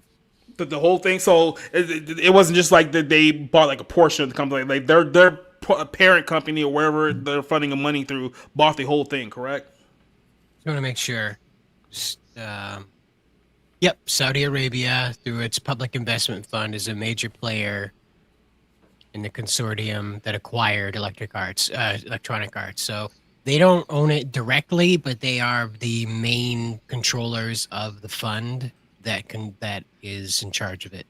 So, well, I mean, like I said, if it's through the Saudi public fund, it's basically the Saudi government. I mean, it's the same thing with China and all these other nations. It's like there's no real difference between the state and the government at that point. But so they own EA now. EA has a lot of exclusive deals with a lot of video game franchises. So essentially, they own all of those franchises now. So if they own those franchises, you don't think that they're going to make a move to buy them out here in the next few years? It's like I said, they very much believe that by 2030, which is only 5 years from now, that they're going to be controlling all of entertainment and a lot of other things. Like they believe Saudi Arabia is going to be the mecca, no pun intended there, of the world within 5 years, and they're very quickly on their way to doing that. All they need is a couple more big dominoes to fall, and it's there. You So know what? Sorry. What the Saudis seem to want is to do what the Chinese have done, which is maintain their totalitarian control, but still have elements of the West, which is what they did under, was it, Deng Xiaoping, where they had, the theaters and they had the shows, but they opened up economically. They were more liberal, allowing for private enterprise and allowing for private property in some aspects, but they still maintained total control. And the Saudis seem to be doing the same thing. They want to have the movie theaters and they want to have the sporting events, but they want to keep control. And just as a reminder, the Saudis did not actually have theaters, movie theaters, public movie theaters, until 2018. Black yep. Panther was like the first film shown throughout the country. So it's not like they have a long history of cinema. It's, yeah, as I said, it is Islamic capitalism. They want the financial aspects, but they also want to still maintain control, and that's what they're doing. Hollywood, in desperate financial straits because they're spending millions of dollars on movies It's that nobody funny. wants to see, they're willing to go for whatever the money's coming from. Didn't like wasn't that like a big talking point with people on the right for many years? Didn't we used to call that crony capitalism? Do we still use that term in 2025, or do we leave that one in 2016? Feudalism. I mean, why not just be a king? I mean, he literally is take one. all the fucking money. He's a crown Just prince, take all the technically. money, and everybody else gets shit. No, but that's what it sounds like. And the thing, let me address this real quick. Dave Chappelle. Here's the thing. I like Dave Chappelle. I think he's funny. I grew up with him. I knew him before Chappelle's show. Okay. Yes, Half Baked, not a good movie. I still watch it at least a couple times a year because it makes me laugh my ass off.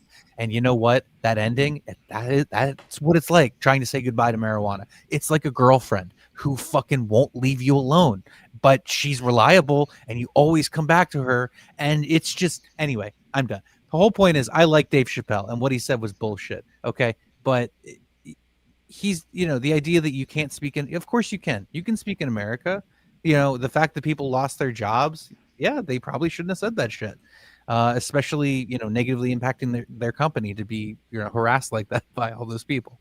But Dave Chappelle's funny. He's good at what he does. And I don't know if this is just sort of like a, I'm a Muslim and, I see you guys trying to, I see the people's struggle anyway, maybe not the government, but people. I don't know. It just comes off a little hollow, especially for somebody that has been talented and funny and relatively principled, even though his George Floyd shit got real old real fast.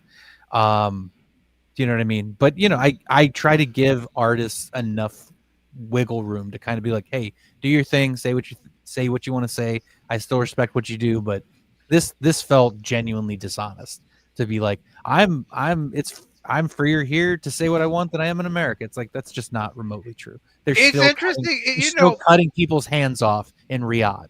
Okay, it's interesting. Oh, I'm sorry, Rob, real quick. Go ahead. When you were saying that, it reminded me, and I know you guys don't like it when I go back to past. It reminded me of when Paul Robeson said pretty much the same thing as he was touring Stalinist Soviet Union. It's like, I'm free here. I have more freedom here than I do in America. Okay, yes, you had the legalized segregation, which was not a positive, but I'm still pretty sure that ordinary Soviets were not going to have the freedom to openly criticize Stalin. Same thing here. It's like history is repeating itself. So, question here, real quick, is that, will Hollywood stop pushing the agenda when the entertainment is owned by Saudi Arabia? No, the agenda is simply going to change. It will stop being all gay everything, all trans everything, and it'll be all Islam everything, all Muhammad everything. They'll just come in and change the agenda. It's not like they're going to stop pushing propaganda. It's just going to be a different type of propaganda that's going to happen. So, yeah, you won't hear a whole bunch of gay and trannies or anything like that, but you'll hear a lot of people who want to pray 5 times a day towards a black stone in Mecca. And then that's going to be the new agenda.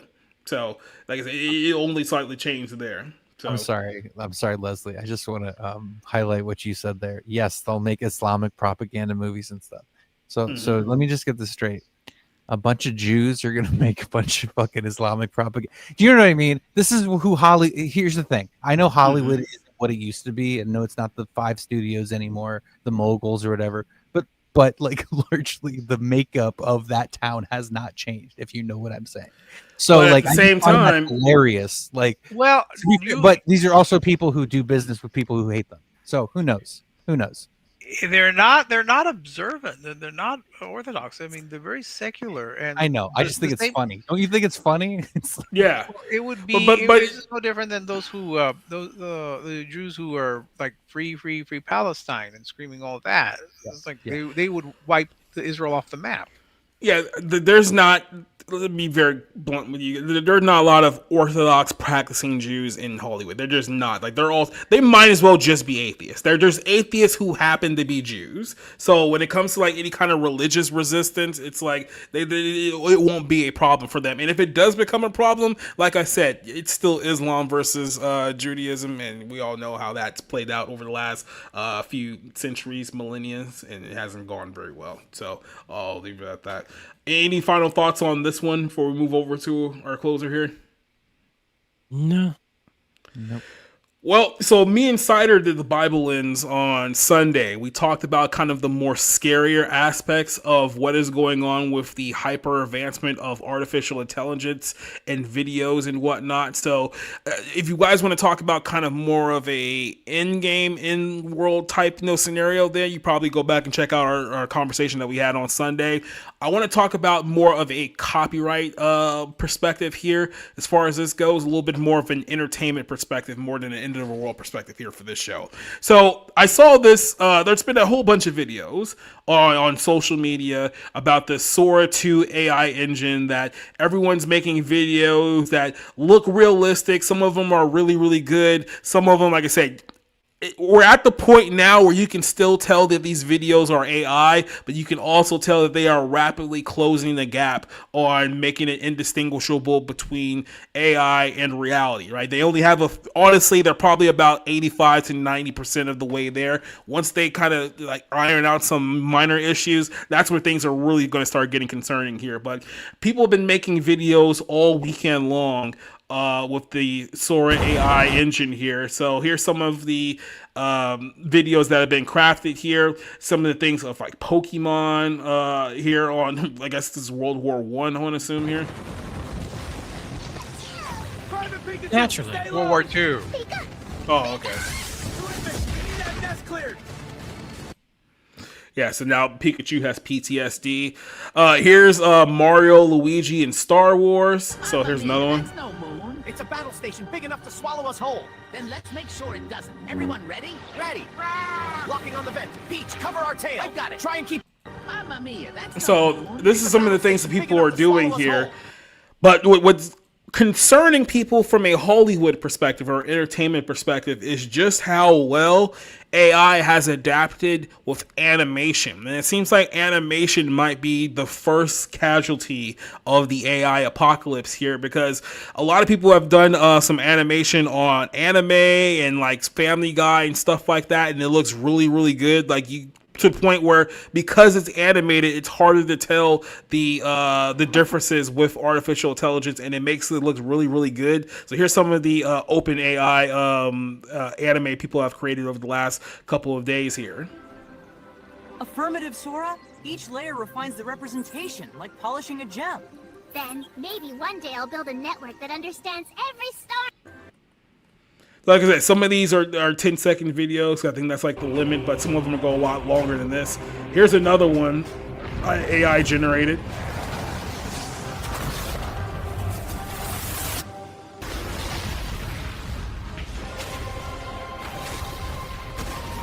So all of this is AI generated.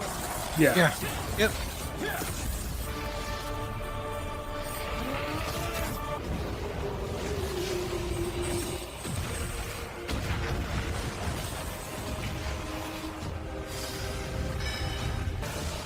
There it is.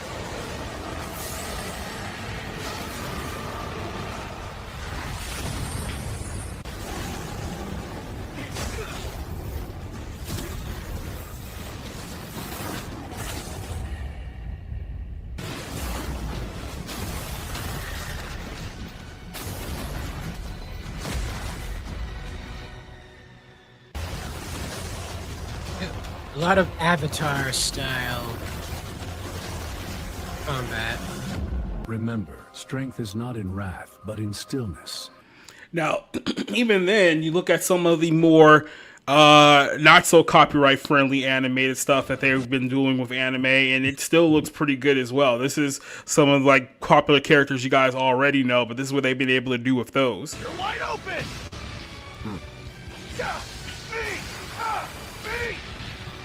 Just one. You're finished, Shinigami. Like hell I am! Zero! Getsuga! Tensho! I'm not done yet!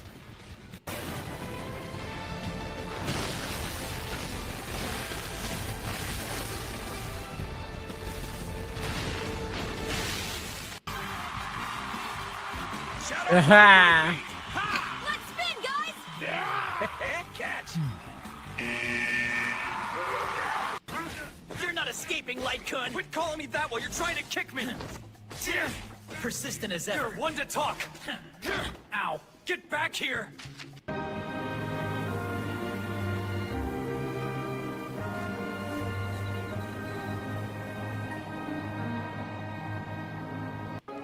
I can tell you this right now, those poor bastards over at Disney who have been working like slaves for the last few years to put together all these stupid MCU projects, all of those people are going to be out of the business here within 3 to 6 months. Like that's just the reality of the situation. Like, it's over for them. The lake looks different at this hour. Yeah, like it's holding the sky for us. That's because it's procedurally generated.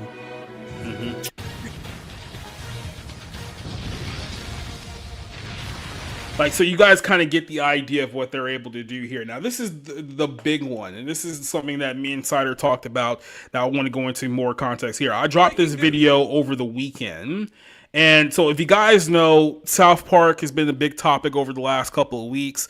This particular season, Matt Stone and Trey Parker has basically dedicated the entire season to bashing Trump, and only a very few people actually like that. So what happened here is that someone went on Sora AI, the generator, and basically did a 3-minute short of a South Park episode that looks indistinguishable to a real South Park episode. I'm gonna play you guys the whole thing here. This is completely AI generated. The voices and everything has been generated, so the real creators had nothing to do with this. I want you guys to keep this in mind when you're watching this. Paramount just paid Matt and Trey $300 million a year to produce South Park content for the next 5 years. And someone was able to do this with AI, I can only assume was significantly cheaper than $300 million a year. Breaking news! Pickleball is the hottest craze sweeping South Park. Residents young and old are flooding courts, wielding tiny paddles and whacking plastic balls like their lives depend on it. El deporte que está arrasando en South Park se llama pickleball. Pickleballaroo! Pickleballaroo! Pickleballaroo! Pickleballaroo! Dude, this sucks. We've been out here 10 minutes and I'm already bored out of my mind. Pickleball's a lame-ass old people game. Rich old people like pickleball? Oh shit, I'm gonna be rich.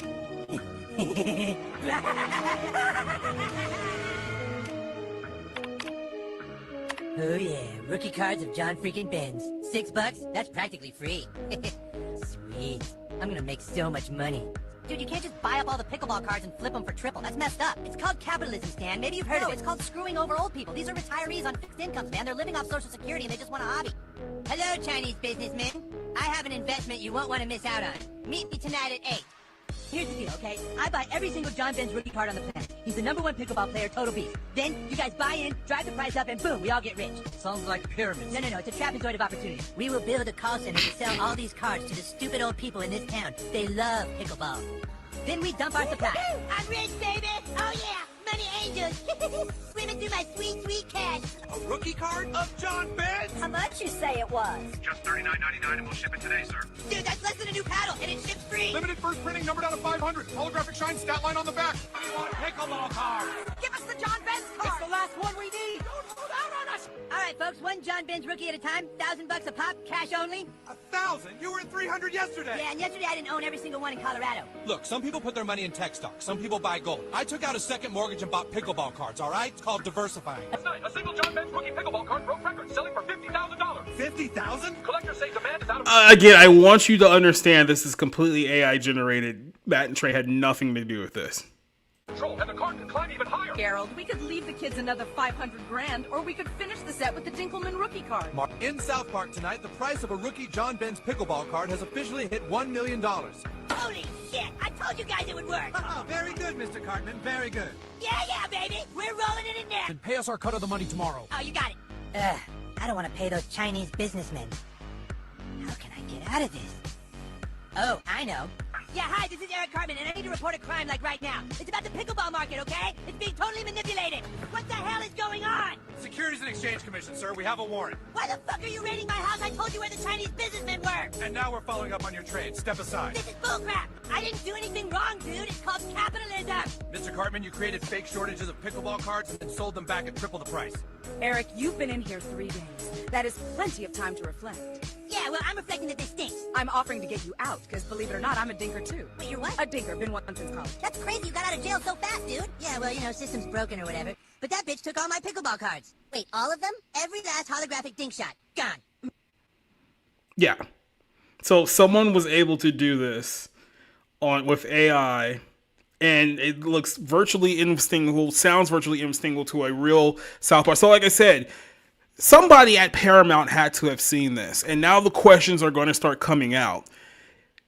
This is going to wreck Hollywood in more ways than one. This is why so many people are freaking about some AI actress who's possibly going to be taking over the industry here in a couple of years, because now people are worried about the reality is that where is this going to leave us? Where is this going to leave us to create quote unquote art when AI is basically taking all of our jobs? And the reality of the situation is that Hollywood as we know it is pretty much crumbling at the seams, and whatever AI does not completely destroy, the Saudis are probably going to scoop up and take it anyway. So it's like you guys are pretty much on your last leg, and it's your own fault to begin with. Hollywood's legitimately trying to sign a actress who's not even real, but because she has some kind of a name or face value, they're trying to sign her. This whole thing is going to blow up pretty hectic here. Yeah, everyone's sitting here.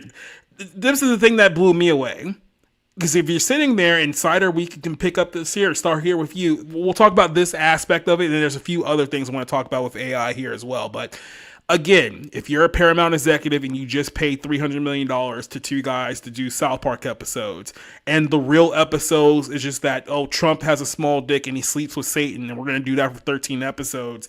And then this is what somebody does, some schmuck that no one has ever heard of does with AI in the course of like 30 minutes for a lot cheaper. At what point do you realize that you got a bad deal? And at what point do you try to rectify that deal? Around the time that the Asian guy is screaming, "Pickle-baroo, pickle-baroo, pickle-baroo," that's around the time when you realize, shit, I really got fucked on this deal for South Park. Yep. It's just going to mutate even worse. Like the stuff I do, you've seen the stuff I'm posting on there with the Power Rangers stuff.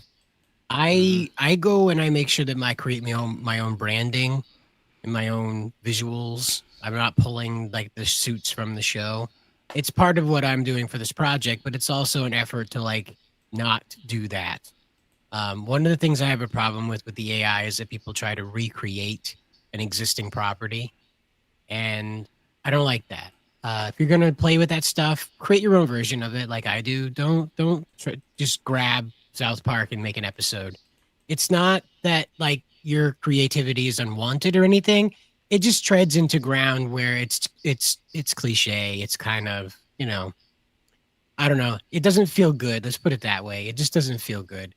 And because you can do so many other things, you could create an anime version of South Park, and it would be just as interesting as we saw with that Avatar inspired one that Jacob was showing us before we went into the South Park one. And not that it wouldn't be, infused with comedy or whatever, but what I'm trying to get at is that like the copyright battle over this is going to be futile. AI is going to end up taking over this stuff. Warner Brothers and Disney have already come out and said that they want to create apps. So you sit down, you can generate a half an hour's worth of an episode off of a text prompt. It's all based off of their product. So that way they have complete control over what it's pulling from. So they can't get accused of pulling from other data pools. And they want you to be able to sit down and generate that next year in 2026. They want you to pay for a subscription to have what you want. Then what happens with that product is that they put that in a library so that people who are less creative can go out and watch what you create, and then they can continue on that subscription cycle. So this is only going to accelerate as the corporations discover how much free labor they can get out of AI generations. Mm-hmm. Like I said, if they can get literal pennies on the dollar to create television shows and movies, and they don't have to pay animators, they don't have to pay actors, if they can just be like, hey, look, we just need about 5 to 10 guys who are really, really smart and sharp and quick with AI, and they'll do content for us, then a whole lot of people are going to lose their jobs. No, and it's going to be a bloodbath. No, it's not even that. It's so much worse. Here's how it works. You generate a show with that app. That goes into their library. They sell that subscription with featuring your generated content. So you take the role of those 5 guys and millions of other subscribers. So it doesn't matter. You don't need anybody anymore.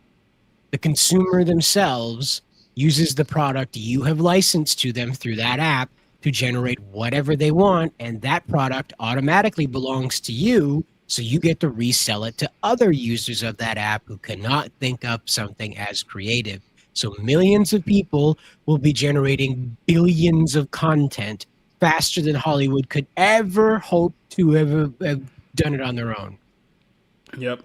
And like I said, we all know how long it takes for, movies and shows to be made. I mean, South Park was kind of an innovator in the fact that those guys can turn out an episode just a handful of days. Because it's like, yeah, for a lot of other animators, it takes them months, sometimes even though a long time period. They can poop one out in like 4 or 5 days and have it out and it's topical.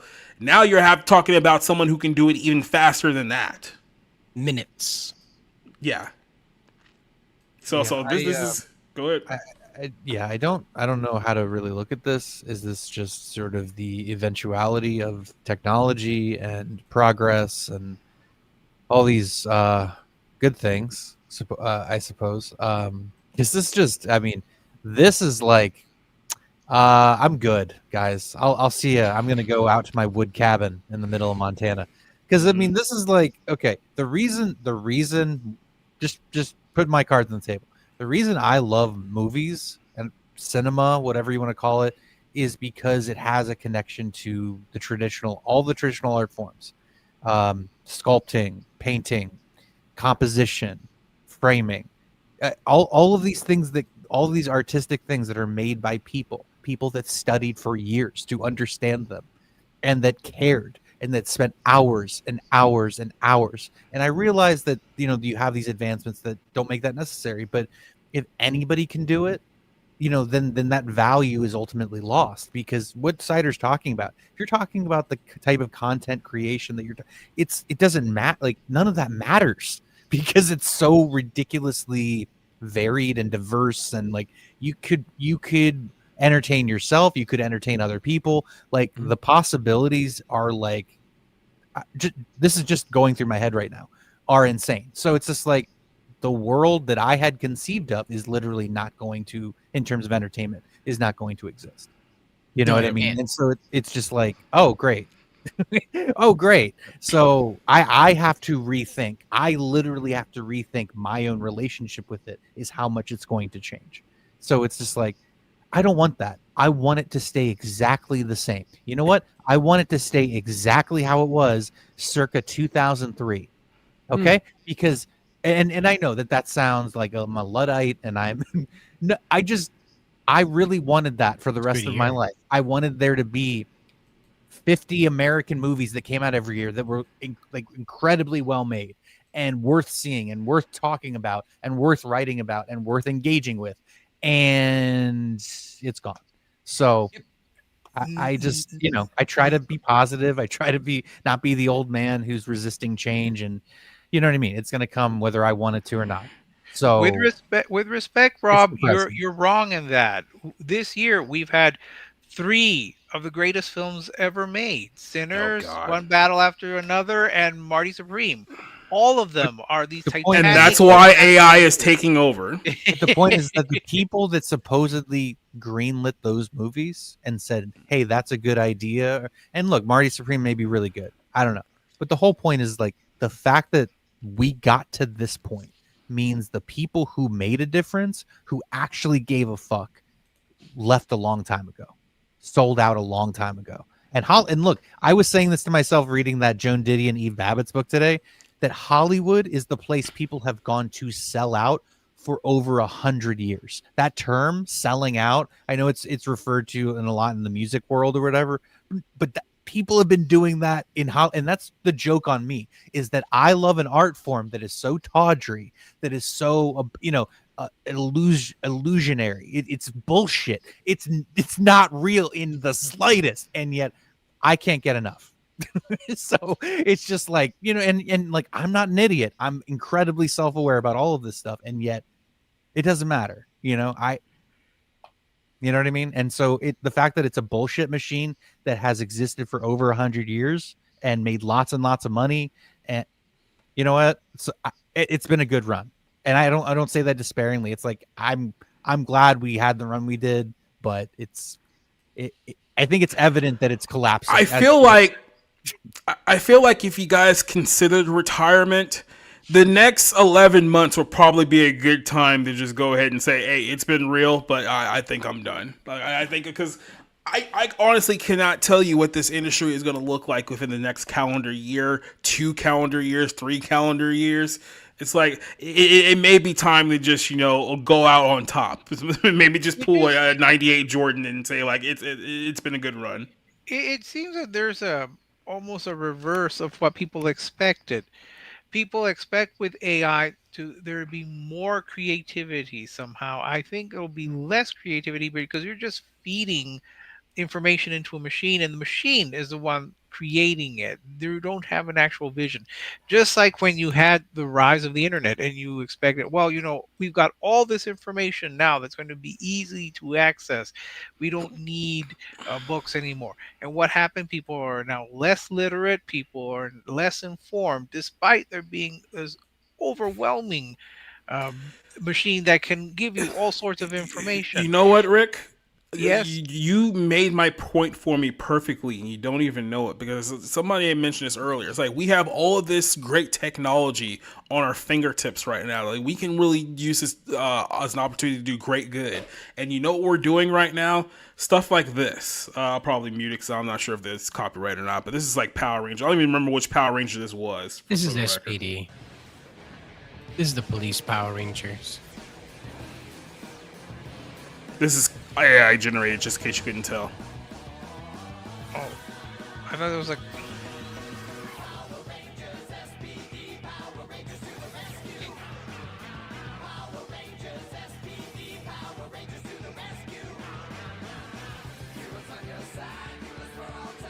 Apparently, they really like smoking weed in this version.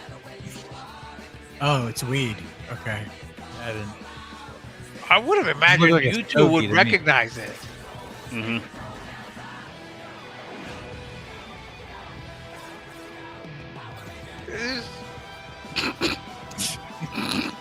Okay. So awkward.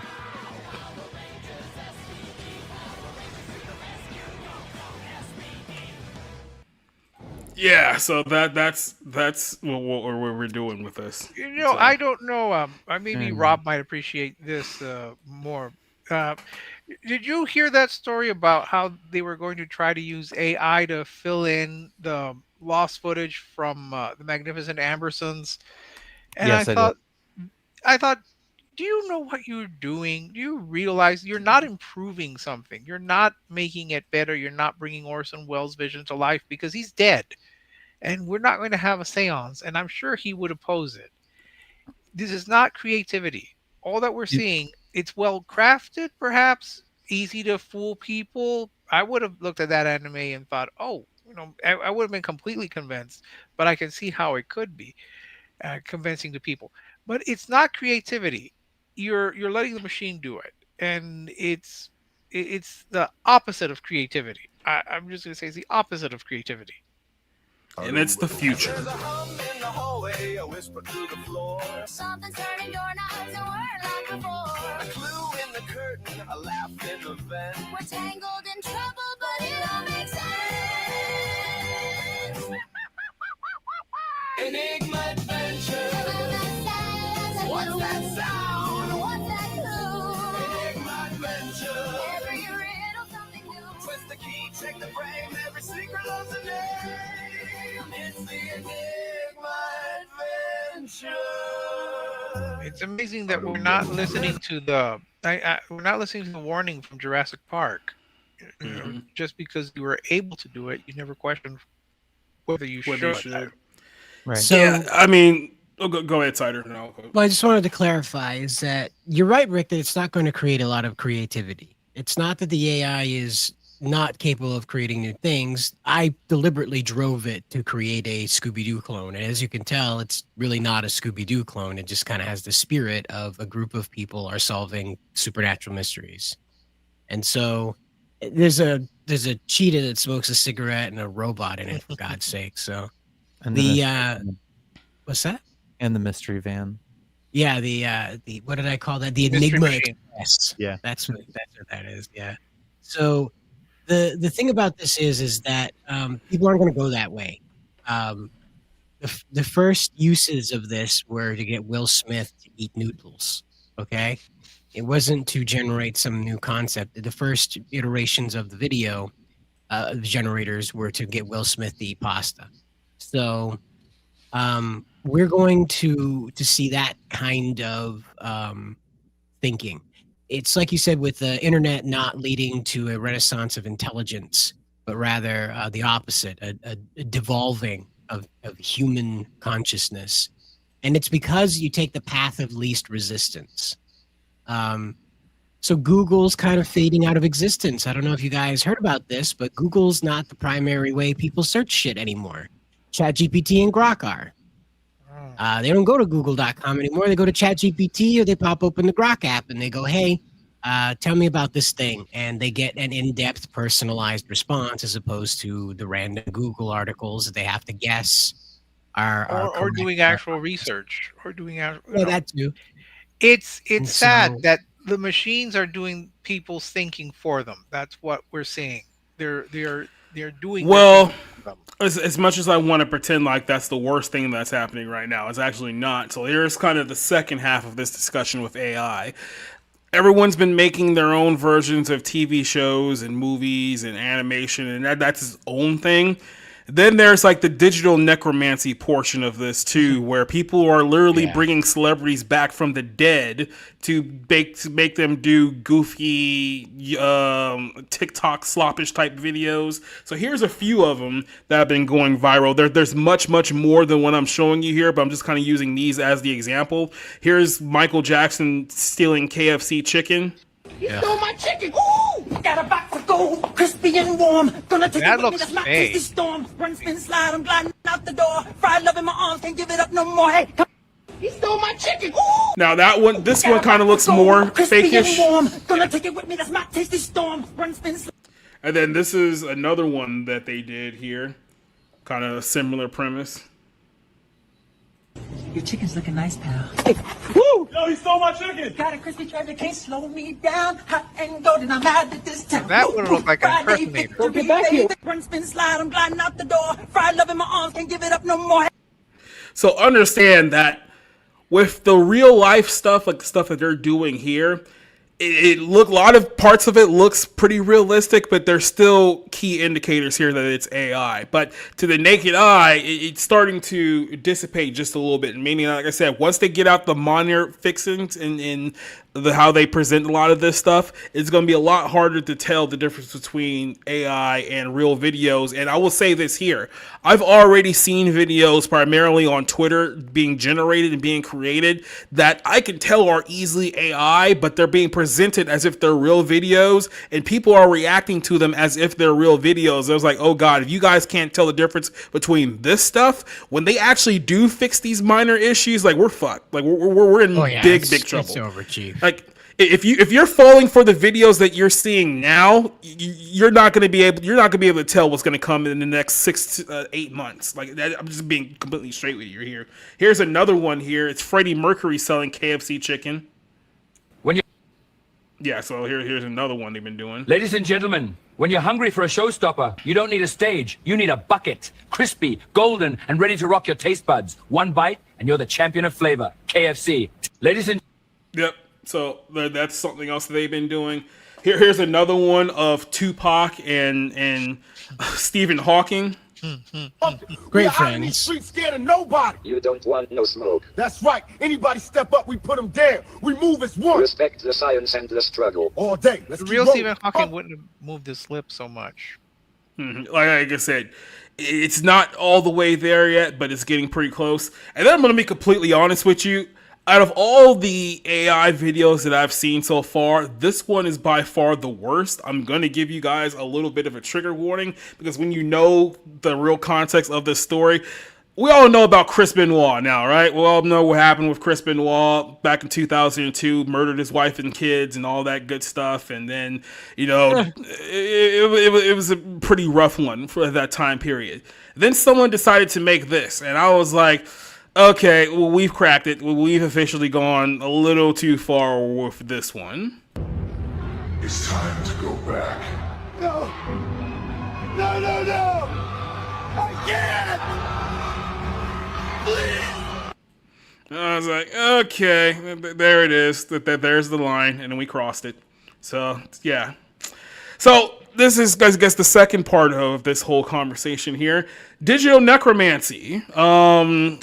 What is your thoughts on us bringing celebrities back from the dead? Celebrities that I would go as far as to say probably not in heaven, and with the use of AI and technology and stuff like that. Like I said, it's only going to get worse. It's only going to get worse from here. I'll start with Rob. I mean, this just reminds me of the whole talking about, like, if people are going to fall for this stuff now, what's going to happen in a year and a half, 2 years. I watched, it wasn't a good movie, but that movie Mountainhead that was on HBO Max earlier this year. I just saw that too. Yep.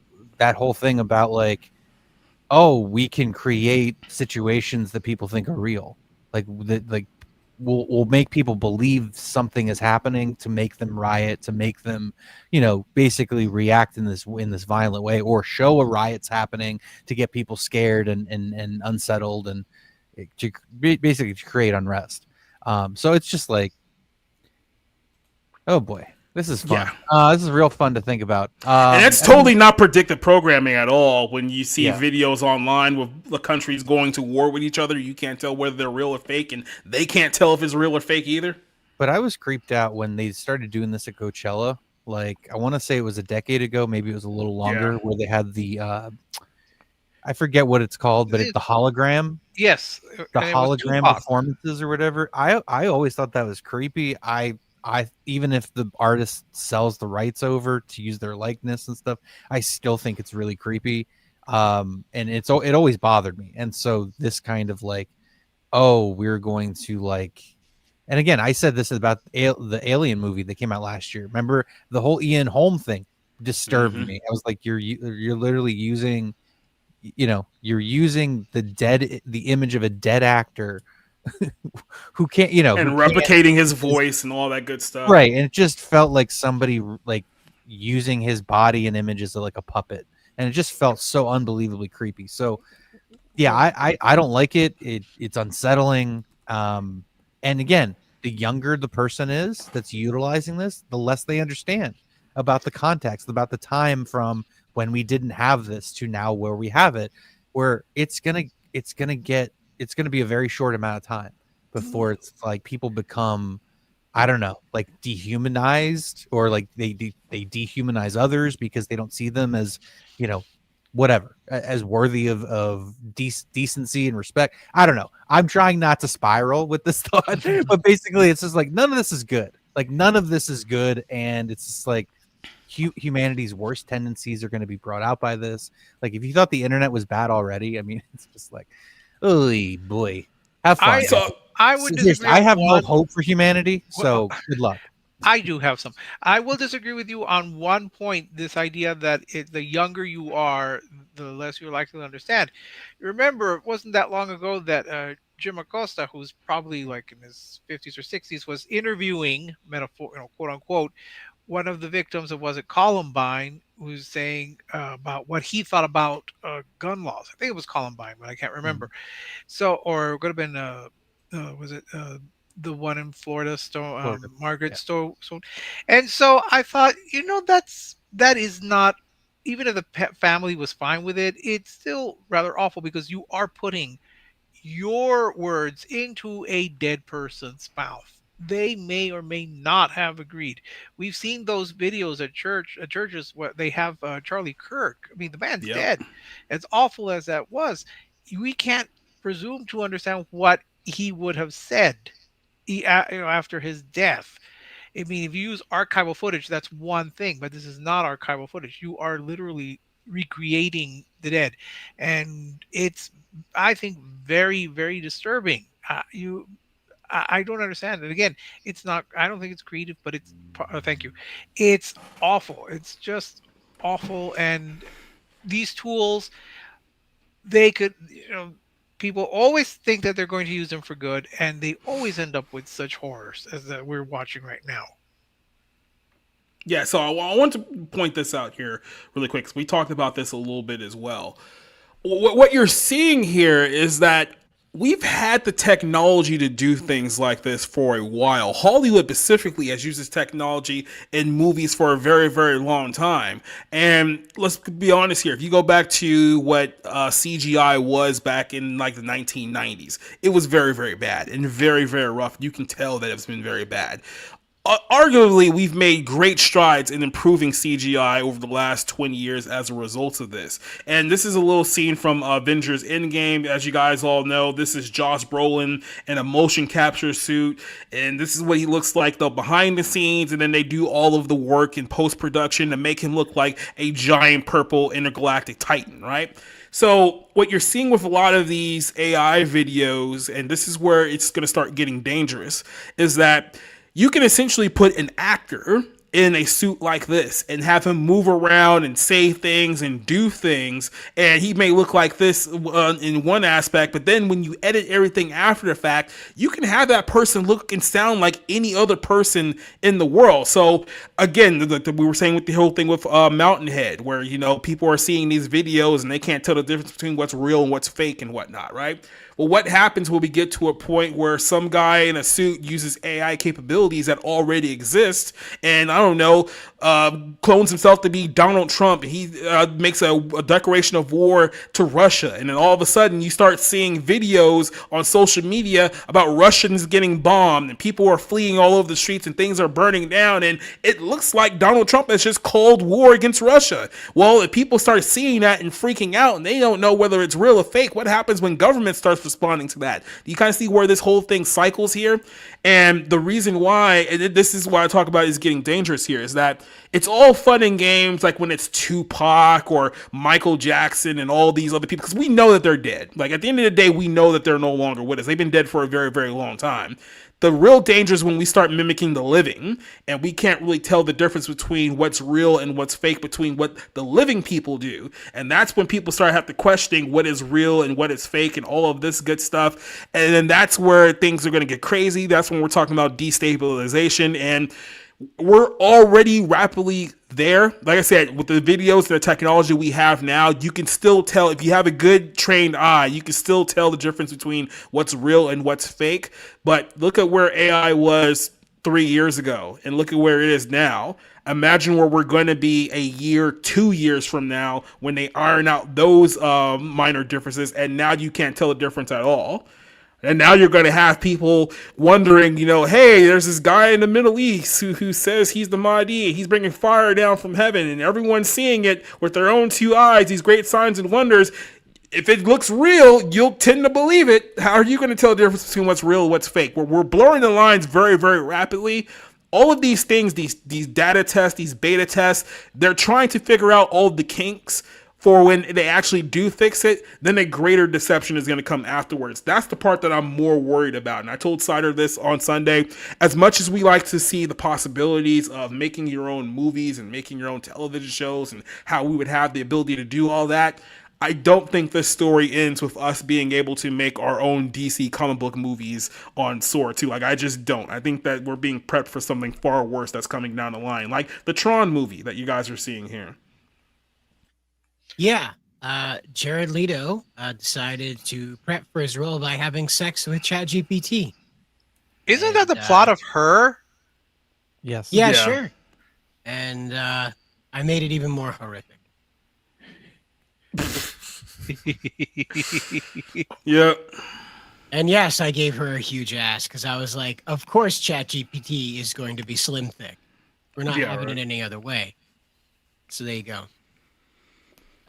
Expect OpenAI to announce the baby soon. So there you go. All I can say is that you can't put the genie back in the bottle once you open it.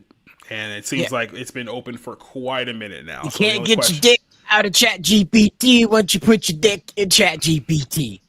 Mm-hmm. And now people are going to be walking around with AI robotic girlfriends, and they're going to put some AI into these robots. And like I said, we've literally had movies warning us about this for like 50 years. And now I'm starting to think, was it less of a warning of things that may happen, or if they were just telling us exactly what was going to happen? Because now I can't tell the difference between a warning and predictive programming anymore. Because for that to be true, they would have had to predict that people would be as stupid and as oblivious as they have been. And I know I'm talking about like it. Okay, let me just say this right now. I internalize what happens in movies a lot more than the average person. Okay, so that let me just throw that on the table. But the fact that I've got it in my head pretty clearly that, like, especially in science fiction, like, which is, by the way, based on hard science, most of it, at least the good stuff. Yeah, it's telling you what human beings tend towards. It's telling you what what is in our DNA, and that we are destructive, people, and that if we're not careful of this stuff, it'll be our ruin. And look at where the fuck we are. Listen, I call myself dumb all the time, and I realize tonight I said I'm relatively. I'm a fucking idiot. I'm a fucking idiot.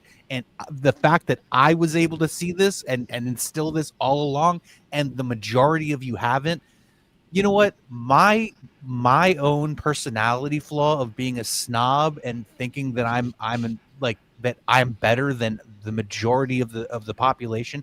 You know what? You've just confirmed that I was right all along. Thank you, everybody.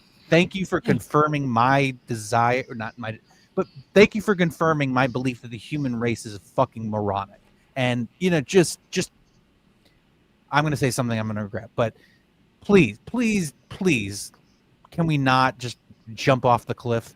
Can we just hey, let's go ahead and stop this while we can? And in fact, it's probably already too late. So I'm just going to stop talking now. But yeah, it would be great if things didn't just completely blow up. When you get on these rants, Rob, I close my eyes and I'm like, yep, there's Dennis Miller right here with us right now. Thank you. And see, here's the thing. Most people hate Dennis Miller. I actually love him, probably because he's acerbic and, rough around the edges. Yes. Yeah. And it's just, when you get on those rants, I close my eyes like, yep, Dennis Miller's here with us right now. It's transforming into Dennis Miller right before our eyes. Yeah, no, you haven't actually, you have some idea how right you are. I'm just going to end it on that. I'm glad. But what happened here is that, like I was telling Rick, is that the path of least resistance is where humans go. if it was the best way, then we would have never invented the wheel. So that's why we invented the wheel for convenience. It was easier to move more stuff because we had the roundy thing to hold the flat thing that carried the stuff that we were carrying with our hands. And then we hooked up a horse to it, and then it could go faster, so we could move more stuff on the roundy thing, on the flat thing, the stuff we were carrying with our hands. It was pretty cool. And now we're putting our dick in machines, and it just goes that quick, guys. It just goes that quick. One day you're inventing the wheel, the next minute you're having sex with ChatGPT. It goes that quick, guys. But and you know what the path of least resistance really is at the end of the day? It's the delaying of war. It's admitting to the fact that we probably should have gone to war for this a long, long time ago. We basically tried to get along to delay the inevitable, but it's going to come to a point where you're not going to be able to delay it anymore. It's going to happen. It probably should have happened decades ago, but now we're here. Well, that's just it, is that the machine is inevitable. No matter how many wars you fight, just like pharmaceuticals, just like plastic surgery, it's inevitable. Once the technology exists to accomplish it, it will come into being. That's how humans work. As Rob was talking about, we're a destructive entity. It's why we possess this original sin concept and free will, is because those two things together really make for a compelling tale of what we need to apologize to God to regularly. Yeah. You know, we need to say sorry for. And that's a very important part of us. The issue is that the majority of humanity does not sit down and rectify that problem. No matter how holy they are, they turn to the convenience of the refrigerator, the convenience of indoor plumbing and all this stuff. And it's not that those things are bad. It's that they are on the road toward ChatGPT. Yes, you can put your brakes on, but are you going to ask every single human on Earth to put their brakes on as well? Like this Neuralink thing freaks me the hell out. Scares me all to pieces that a computer can talk to a human brain and a human brain can talk to a computer directly. There's no fingers in between there. That bothers me a lot. I don't really know what kind of demonic shit goes on to make that possible, to be honest with you, because as far as I know, the human brain doesn't speak binary. So I don't know how it works, and it freaks me the hell out. So, but the other thing is that I recognize that people who are really fucked up have the ability to interact with the world on a semi-normal basis from that point forward after having the Neuralink. I say semi because they are using their eyeballs to do all that stuff. But that's why it's impossible to stop this, is because the AI, for as annoying as it is for making South Park episodes and shitty Chris Benoit resurrected then returned to hell videos, on the other end of it, we are using it to be able to synthesize, distill rather, the data that takes months and weeks to put together in order to make an argument in Congress. And this is, again, all along that AI 2027 timeline I talked about here about a month ago. It's on perfect track. The government's going to take in AI any day now, and AI will be writing the bills, reading the bills, distilling the bills, and telling everybody where to vote. If it's not already doing that, and they're just not talking about it because it's a national security risk that the congressmen are giving this shit to OpenAI, and you can find OpenAI conversations on fucking Google. Did you guys catch that one? That blew my mind. I was like, thank God I never had sex with ChatGPT. I also want to ChatGPT. I also just want to bring this up to the. Hopefully, you guys leave here with happy hopes and happy thoughts here. This is a place that I used to buy gold and silver from, SD Bullion. And you can see here, that's the current price of gold, silver, and platinum. I just want to let you guys know that over the course of 4 months, the price of silver has skyrocketed $17 an ounce, and the price of gold has skyrocketed almost $1,000 an ounce in 4 months. That's usually a great indication that the value of the dollar is rapidly declining.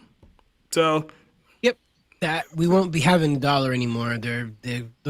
It's a credit system that's tied to your digital ID. Yep. So just letting you guys know that's happening.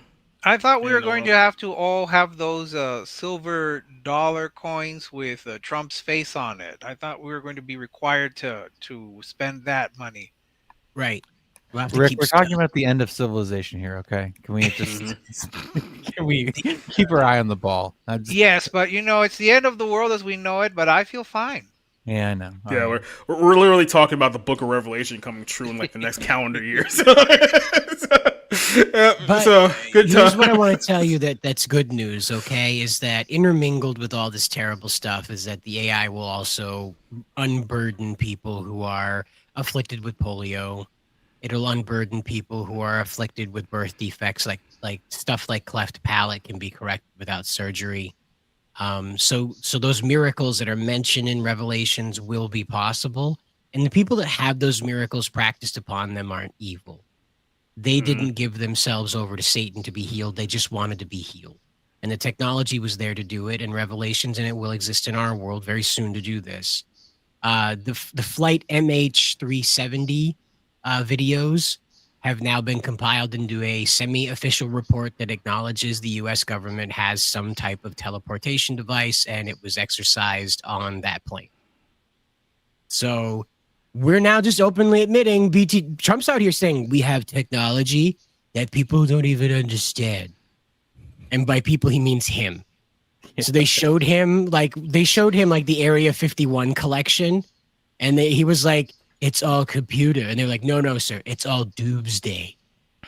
And that's because like if you really zoom back out, we're not even, it caught me off guard when we didn't have hypersonic missiles. Everybody noticed that Russia beat us to hypersonics, and I was like, that's really weird. We're the ones that have been shooting shit into space nonstop. They had to quit it. So how did they do that? Where did they develop this? Who the hell developed it? Everybody and their brother got the fuck out of the USSR at the end. So who did it? So then it occurred to me, it's not the Russians getting ahead of us. We were doing other shit. And now that we know we have teleportation, I know what we were doing. We were cracking instant transmission. I just wanted to end this on a little bit of a white pill here, but if you go back to sdbullion.com, there's this thing called junk silver. I don't know if you guys know this, but any coin that was produced before 1964 actually is made out of like 90% real silver. So they're actually like super duper valuable, even though monetarily wise they're basically worthless. But you can also melt these down and get like silver content. As you can see, the price of silver is skyrocketing here. So if you're trying to get into the silver game, I would recommend junk. As kind of like it's not junk, like it's not real. This is what they call it, just junk silver, because it's basically like coins and whatnot. I would say now is a good time to invest, to diversify. I don't think that now's the time you want all your money to be in cash. That's all I'm saying there. You know what's more valuable than silver and gold, Jacob? What? A gun. You're probably going to need a few of those too. If you want to make sure that your fortune's secure, get something that kills someone at the flick of a finger. Yeah, you might want to, I don't know, go to your local gun shop, buy like a 9mm, learn how to shoot, stuff like that. It'll probably come in useful. Maybe make some silver bullets just to dunk on those poros that show up. Yep. So that's all that's going on. So, yay! Right? I just realized I just realized I have like no happy buttons to play here on this show. So this is not a happy place. Yeah, like. The happiest thing I have on here is this. I want you to do me a favor. Remove this cracker from my show. Yep. So there you go. You could have put some slam ball. That always makes me happy.